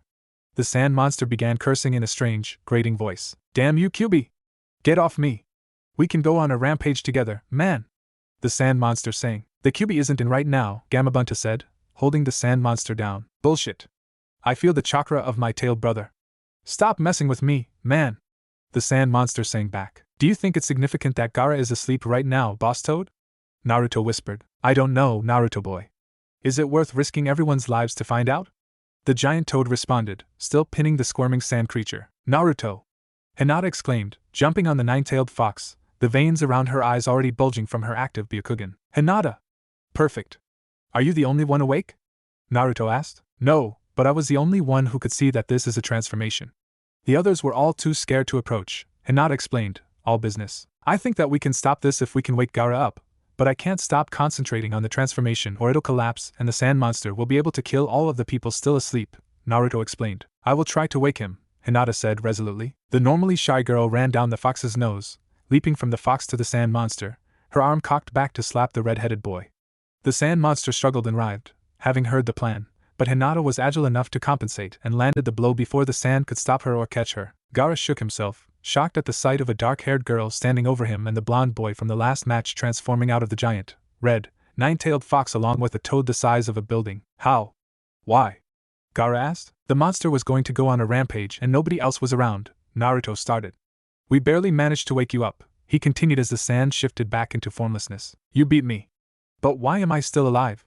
The confused Sannin asked. Because I don't think that we should kill anyone unless we've exhausted every other option, Naruto said, partially quoting one of his favorite philosophical texts. Boss Toad, can you stay here and make sure that the sand monster doesn't return and go on a killing spree, please? Yeah, sure, kid. Why not? Gamabunta responded. Where are you going, Naruto? Hinata asked. Naruto looked around the arena. The purple barrier around the Kage box was gone. He could see some of the genin waking more of the attendees in the stadium. He could hear a battle raging at the village walls. He couldn't see Jiraiya or the creepy snake Sannin, but he'd seen which way they'd gone. I have to follow Pervy-sensei, Naruto shrugged. Sasuke just got kidnapped. The rumors of my demise have been greatly exaggerated, Kushina gloated in a spray of blood. The Red Death hasn't been seen in over a dozen years, a woman in a Leaf ANBU mask thought. Is this her or some sort of ghost? A hand touched the auburn-haired woman's shoulder. Thank you for assisting us, but we'll need that mask back when the invasion is over, Kakashi whispered. Foreign Nin shouldn't have them, he smiled behind his cloth mask. The woman nodded before a body flicker put her next to the famed Red Death of the Leaf. She let out breath of steam that melted flesh from bones that got her an appreciative nod from the red-haired woman. I don't know anyone in Leaf who has that Kekkei Genkai, but you appear to be on our side, Kushina stated. As long as you're here, keep it that way, she smiled jovially, her face covered in blood. Mei Terumi shuddered involuntarily at one of the scourges of the Third Great Ninja War. She wasn't afraid of the woman in red, but she could see that the woman in red wasn't afraid of anything and that wasn't something to disregard. There was a rumble from inside the village and the three saw a massive sand monster being tackled by an equally enormous nine-tailed fox. Kakashi and Mei gasped involuntarily, but Kushina turned back to the incoming ninja from the Sound Village saying coldly over her shoulder, that isn't the Kyuubi. Hold the line. The arena in the Leaf Village. We're not going to fight Orochimaru, Naruto explained to Shino and Hinata. He's a legendary missing Nin. Jiraiya and hopefully the Hokage will be fighting Orochimaru. We just have to get Sasuke back. Wake Shikamaru up if he isn't already and come up with a team that has the best chance of success. Hinata and Shino started looking for Shikamaru, but Shikamaru stood up and said, I heard you. This is troublesome. There isn't anybody else. We go and we might be able to get Sasuke. You and Shino decide who's coming with me, Naruto said. And hurry. Hinata, can you see them? Shikamaru asked the girl. No, Hinata replied with her head down. The family members who I'm sure could see are already away. That's fine. Find Kiba and Akamaru. Naruto, Kiba, Akamaru, and I will go. Shino, the stadium is obviously your problem unless someone else shows up, Shikamaru said thoughtfully. Shino nodded. Hinata found Kiba and Akamaru while Shino woke the pair, quickly filling them in on the plan. We can smell him, Kiba explained. Follow us. Naruto, Shikamaru, Kiba, and Akamaru leapt away from the stadium following the scent the snake Nin had left behind. Hinata and Shino started waking ninja, unsure when or how the sleeping genjutsu covering the stadium would wear off. The hell is going on? Sakura asked groggily. The forest a few miles outside of the Leaf Village. Kukukukuku. Sensei, you and Jiraiya both fighting me seems unfair. I should bring reinforcements, the snake Nin hissed as he made hand signs. Jiraiya had summoned 2 toads to sit on his shoulders and looked more like a toad. Sarutobi, the 3rd Hokage, the god of shinobi, was wearing his metal gauntlets and metal war helmet. 3 caskets lifted from the ground, but only 2 opened, revealing the first 2 Hokages. The 3rd sank before it had a chance to open, and both Sarutobi and Jiraiya thanked their lucky stars that the 3rd coffin didn't open. Well, Sarutobi, this is a fine pickle you're in, isn't it? The 2nd Hokage asked. This is that damned Edo Tensei, isn't it? The 1st asked. It isn't mine, brother, the 2nd said. It's my student, the 3rd interrupted. Orochimaru, pointing at the dark-haired snake Sannin. Orochimaru put kunai with seal tags into the 2 resurrected Hokage's heads. I hate to interrupt, but you're going to fight now, Orochimaru said as the 2 Hokage ran at Sarutobi and Jiraiya. I already have my prize. It doesn't matter if Jiraiya or Sarutobi-sensei survives as long as they are distracted, the snake Nin thought. Sealing technique. Dead demon consuming seal. Hiruzen Sarutobi enacted the sealing jutsu. Jiraiya, don't let Orochimaru escape. Shit, Orochimaru thought. Is it time to abandon my plan? No. I just avoid Sarutobi until the seal consumes him, then kill Jiraiya. Jiraiya launched himself at Orochimaru, forcing the snake Nin to set down Sasuke. Orochimaru and Jiraiya traded blows, but neither gained ground. Orochimaru tried fire jutsus to create space to escape, but Jiraiya countered with water jutsus, staying close. Orochimaru vomited forth a sword, slashing at Jiraiya, but Jiraiya dodged and turned his hair into a hardened steel shell. Jiraiya remained on the defensive, but Orochimaru didn't have any space or time to escape. A wild-haired monster appeared above Hiruzen Sarutobi, its elongated tongue licking the wakizashi in one hand, while the other held prayer beads. Hiruzen's soul shifted out of his body, behind him into the entangling prayer beads of the Shinigami as the 1st Hokage attacked. Hiruzen grabbed the 1st Hokage and a tendril shot out of his abdomen where a whirlpool-shaped seal had already formed, sucking the 1st Hokage in. The 2nd Hokage attacked from behind, seeing a breach in the 3rd's defenses, but the 3rd grappled the 2nd while the tendril sucked the 2nd into the seal as well. Orochimaru could see the Shinigami behind Hiruzen, but he used Jiraiya as a shield. Orochimaru stabbed at the 3rd, trying to kill him before the 3rd could complete the sealing jutsu.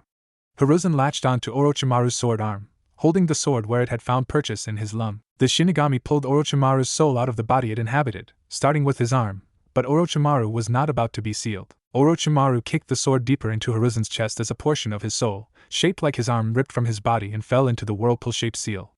Hiruzen coughed up blood as the seal consumed his own soul as well, before it could leave his dying body. Jiraiya continued attacking, but with only one arm, Orochimaru didn't have the advantage he had earlier enjoyed in a fight against the Toad Sage.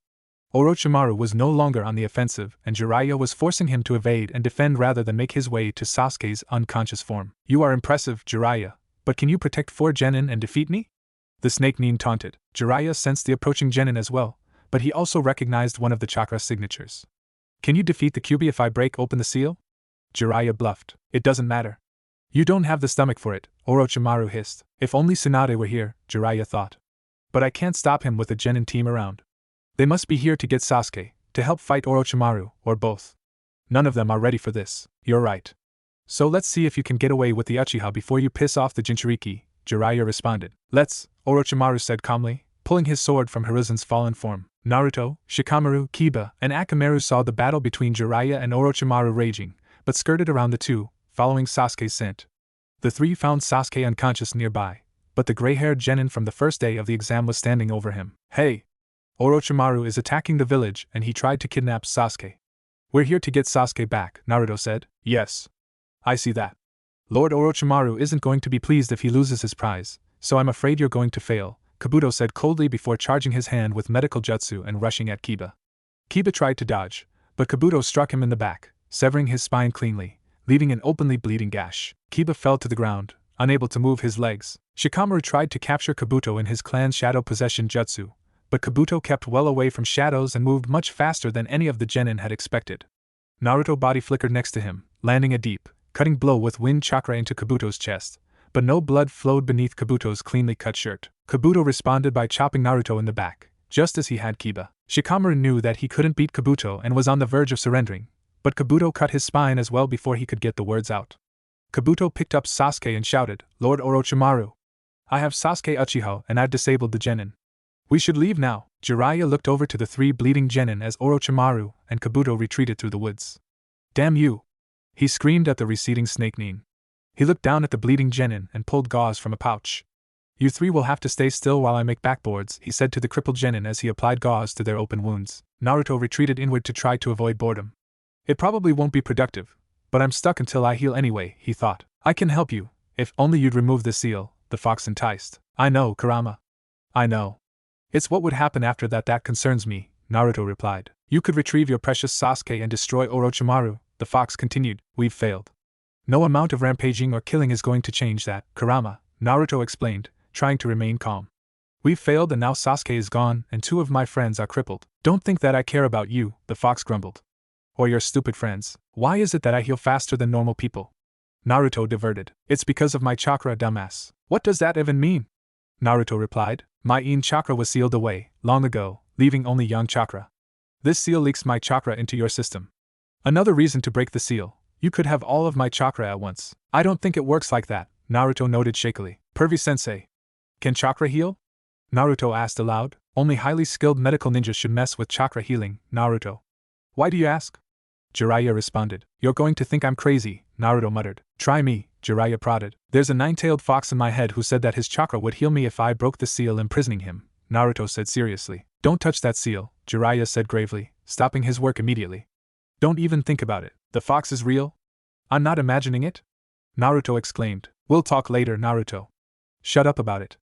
Practice sitting still, since you still haven't mastered it," Jiraiya punned. "Kurama, please give me chakra," Naruto said to the fox in his head. "Why?" the fox asked. "Because I asked nicely and I've never been anything but kind to you. And I need it right now," Naruto explained. "I hate you," the fox said as it released a large wave of chakra. Naruto's body flooded with the red yang chakra of the Kyuubi, and his already fast natural healing went into overdrive, mending his spine as he sat still. Jiraiya flinched, but didn't move as he stared at Naruto. In less than a minute, Naruto's back was healed. The red chakra had forced Naruto's features into a more bestial look. His eyes were red and feral, his whisker marks deepened, and his fingers looked more like claws than fingers. Slowly, the feral look receded and Naruto sat up, unscathed. Shikamaru watched quietly, while Kiba had already passed out. "I feel much better now," Naruto commented. "Could I just transfer some of that chakra to heal them so we can go after the old snake bastard?" Jiraiya shook his head. "It would poison their chakra networks and it might kill them," he explained. "I already told you that you shouldn't mess with chakra healing unless you are a highly skilled medical nin. If you aren't hurt, then help me build backboards to limit the damage to their," he pointed to Shikamaru and Kiba, "spines. With any luck, the hospital will be able to repair the damage." "I'm awake," Shikamaru mentioned. "I figured as much," the Sand Nin responded. "You 3 are going to stay here. Naruto, you'll have to signal for help. As soon as we've got your friend stabilized, I'm going after Orochimaru. Hurry up." Jiraiya turned again to making backboards, but spoke harshly to the genin. "Tell no one about the fox." "No one." Atop the walls surrounding the Leaf Village, "They are withdrawing," Kushina noted. "The sand didn't fully commit to the attack and it looks like neither did the sound. Whatever happened out here, something happened in the arena as well. A sleeping genjutsu made sure that we couldn't react quickly. While we responded to the attacks from outside, the Shikaku was rampaging back in the arena," Kakashi reasoned. "It seems that the Kyuubi took care of it though," Mei added. "If the leaf controls the Kyuubi, then they should have released it earlier." "That wasn't the Kyuubi. That was a giant toad transformed into the Kyuubi. Lord Jiraiya must have handled the arena problem," Kushina said. "Which reminds me, who are you and why are you here?" She glared at Mei. "I am a member of the Leaf's ANBU and I was helping to keep the village secure," she smiled, handing the mask to Kushina. She turned to Kakashi saying, "My debt is repaid, Kakashi Hatake," before she bowed and left the 2 leaf ninjas. Kushina looked askew at Kakashi saying, "Strange that the 3rd hasn't arrived yet." A few days passed, during which many were hospitalized as the village took in the aftermath of the combined assault. It certainly could have been worse, but lives were still lost. Chief among those gone was the 3rd Hokage. A massive funeral was held to honor everyone who had died during the invasion. The Sand sent delegates to explain that they had been duped into participating. Their Kazakage had been murdered and impersonated by the criminal, Orochimaru. The Sand condemned the attack in every way and sought peace with the Leaf. The village mourned the loss of the great third Hokage, but the village elders and many retired ninja knew that a new Hokage was necessary. 3 elders were discussing the options in the Hokage's office with Jiraiya. One was a man covered in bandages and scars. One was an old man with glasses. One was an old woman with hard eyes. "I'm the worst possible choice," Jiraiya complained quietly. "There is no way that I would make a good Hokage. I'm completely unfit for the position," he said definitively to the 3. "But you're one of the Sand Nin. You are the great Toad Sage. Of all the ninja that the Leaf Village has produced, you are the strongest still alive. The other nations will respect you and the Jonin will certainly acknowledge you," the old man with glasses pleaded. "The other nations won't respect me and, unless I've got more fans than I thought, the Jonin won't agree on me," Jiraiya stated. "I'm just not cut out for it. Think of someone else." "Well, if you could find Lady Tsunade and convince her to take the job," the old man trailed. "Is she the only other person that you would accept?" Jiraiya hoped someone else would be acceptable. "It's you or her," the old man stated firmly. "I'll find her," Jiraiya sighed, turning to leave for the Uzumaki home. He eyed the 3 elders before deciding to add, "Don't interfere. It'll be hard enough convincing her without you breathing down her neck to accept." Jiraiya, as many ninja choose to do, leapt across rooftops to get to the Uzumaki's apartment. There was an unearthly calm surrounding the place. Something was certainly going on as Jiraiya approached.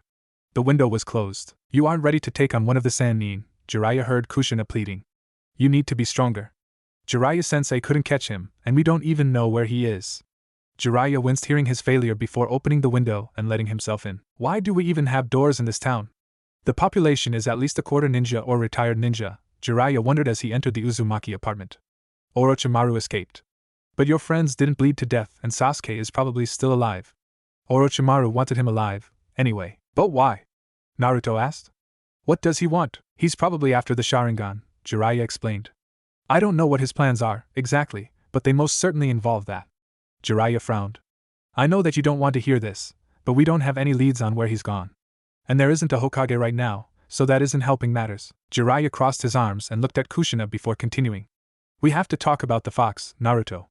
And I'd like to take you on a little trip. There's someone that I have to find, and you just might help me convince this person to return with me." Kushina frowned and looked at Naruto. "What's this about a fox?" she asked the blonde. "Pervy-sensei said I wasn't crazy," Naruto exclaimed. "Just tell me about the fox." Kushina screamed. Naruto paled before babbling. "There's a fox with 9 tails that gave me chakra to heal an injury in the forest. The seal was supposed to hold." Kushina imagined nightmare scenarios. "Minato performed the sealing flawlessly," she pleaded, breathing heavily. "I swear he did. Why is the seal breaking?" Kushina was already starting to tear up as she hyperventilated at Jiraiya. "Calm down. We don't know that the seal is breaking. We don't know that this wasn't part of Minato's plan. It's been leaking chakra into Naruto's system since he sealed the Kyuubi." Jiraiya tried to calm Kushina. Naruto had been confused by his mother's panic, but started to put the pieces together before anyone could explain the situation. "He sealed the Kyuubi inside me? The villagers have called me a demon for years and this is why. How could he do that? Why would he do that?" Jiraiya turned from Kushina, who was sitting with a paper bag over her mouth, and answered before she could. "He did it because he knew it was necessary. He did it, betting on you. He did it to you because he couldn't ask anyone else to do it. He wouldn't ask anyone else to be the Jinchuriki of the Kyuubi. He left you your mother to take care of you and help you, but he sealed the Kyuubi inside of you because there was a threat that he knew would be back. And he bet that having the Kyuubi would make you strong enough to handle it when it did. He had absolute faith in you." Naruto sat quietly, thinking. Kushina held herself back from lifting Naruto's shirt to examine the seal on his belly for agonizing minutes. She regained control of herself, the panic subsiding while she thought of Minato. Jiraiya simply waited for Naruto to speak. "Then I'll just have to figure out how to get stronger," Naruto resolved, his voice iron. Jiraiya smiled. "Good. We have a lot more training to do. We'll have to be ready to take Orochimaru as soon as we find him. We should consider ourselves at war with him. It isn't as bad as the Great Ninja Wars, but Orochimaru fired the first volley. Naruto needs to grow up, get stronger, and control the Kyuubi." "Kurama," Naruto interrupted. "What?" both Jiraiya and Kushina questioned. "His name is Kurama." "He has a name," Naruto said. "Fine. Control Kurama in order to defend the village. Orochimaru isn't the threat Minato saw, but he's more immediate," Jiraiya finished. Kushina sat stunned for several long moments before slowly replying, "You're right." Her demeanor hardened before continuing, "I'm coming with you. There are Uzumaki traditions and secrets that I should have taught Naruto long ago anyway. Damn it. How am I going to peek at naked women with Kushina around? I need to write my books, Jiraiya thought. If that's why you're coming along, that's one thing. But if you're coming along to protect Naruto as his mother, you'll have to stay here. I'm not going to argue this point. If you are anything less than professional, I'm sending you back. It's the only way. He's been an adult in the eyes of the village ever since he made genin. I can treat him like a genin. Kushina nodded. Good. We're leaving first thing in the morning, Jiraiya responded. Uzumaki apartment. The next morning, Naruto woke up to his alarm. The apartment was eerily still, just like when Kushina was away on missions. Naruto looked around the apartment to find that his mother was already gone. He packed his gear and made himself some instant ramen for breakfast before heading to the gate to meet Jiraiya and his mom. Kushina was waiting at the gate wearing black mesh ninja armor under a yellow dress and black shorts. Her forehead protector was tied around her head, under her ponytail. She also wore a standard green flak vest and had a daisho at her left side along with a pouch on her right leg. Naruto hadn't ever seen her on a mission before and she looked intimidating, but Naruto wouldn't let his mother intimidate him. She stood silently leaning against the outer wall, arms crossed and eyes closed. Jiraiya-sensei will be here shortly, Naruto, she said professionally. Okay, Mom, Naruto responded absently, on the lookout for the pervy sage. Kushina smacked him hard enough for him to sail into a nearby tree. I know that you meant Kushina-sensei, she sternly lectured over the shocked genin. Kushina is correct, Naruto, Jiraiya chuckled as he walked up to the pair. We're heading out. At least show me something to work on along the way, pervy-sensei, Naruto grumbled. Kushina and Jiraiya glared at Naruto. What? He asked. Jiraiya sighed and pulled out a bag of water balloons, filling one with water. Watch, Naruto, he said before popping the balloon with chakra.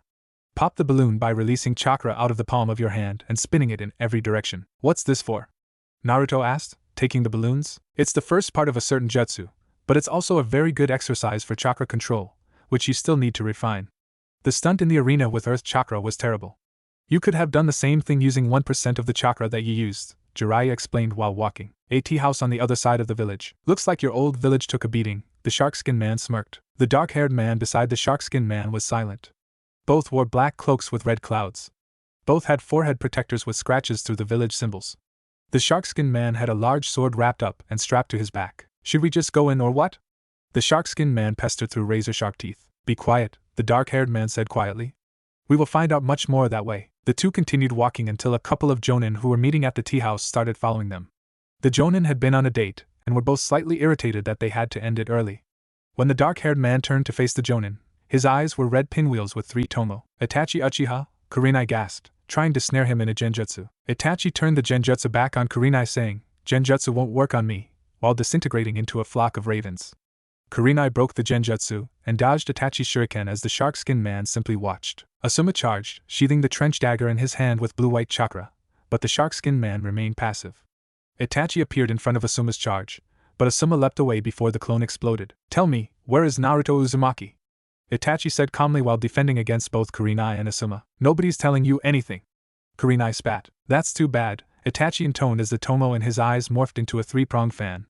Itachi dodged backward quickly as several kunai flew between him and Kurenai. Kakashi appeared in between Itachi and his prey, telling the other two jonin, don't look into his eyes. Kakashi Hatake, you are not an Uchiha. And yet you have a Sharingan. Do you think that you can counter my Tsukuyami with your borrowed Sharingan? Itachi asked, looking Kakashi in the eye. Kakashi found himself hung on a cross, surrounded by many clones of Itachi. They pulled out swords and repeatedly stabbed him. Where is Naruto Uzumaki? They asked. You won't find out from me, Kakashi said as the Itachi clones stabbed him again. Then the next 71 hours, 59 minutes, and 59 seconds will not be over soon, one Itachi said passively as many others stabbed Kakashi again. I'm surprised that you aren't looking for Orochimaru, Kakashi said. They stabbed him again. Where is Naruto Uzumaki? One Itachi asked as the rest paused. I don't know, Kakashi replied, followed by another round of swords. 71 hours, 59 minutes, 58 seconds, a different Itachi said. I don't know where Sasuke is either, Kakashi said. One of the Itachi clones stepped forward asking, and why would I care about Sasuke Uchiha? While stabbing Kakashi again. Orochimaru took him, Kakashi replied. Every Itachi stopped. It lasted only a moment. Tell me everything about Sasuke Uchiha and Naruto Uzumaki, one Itachi said in forceful monotone. Kakashi collapsed next to Asuma and Kurenai. Itachi turned to the shark-skinned man saying, We're leaving. Why? We haven't even killed anyone yet, the shark-skinned man whined. Kisame. We're leaving. Don't fall behind, Itachi said before leaping away. Kisame hesitated for a moment before quickly following. Kakashi. What happened? Kurenai asked the exhausted jonin. Tsukuyami, Kakashi gasped. Something very wrong, he continued as he collapsed. Kurenai and Asuma looked at each other before quickly carrying Kakashi to the hospital. A small town somewhere in the land of fire. Got it! Naruto exclaimed, smiling as he popped the last balloon with a splash. It had taken 30 clones the better part of a day to get the trick, but after he'd figured it out, it hadn't taken long to pop every balloon in the bag. Jiraiya pulled a scroll from his bag and removed a rubber ball from a seal on the scroll. He held it in his hand and popped the ball. Step 2, Naruto, Jiraiya said, handing him the scroll. I've got to go poking around. Kushina, I trust you can get us a room for the night? Kushina nodded.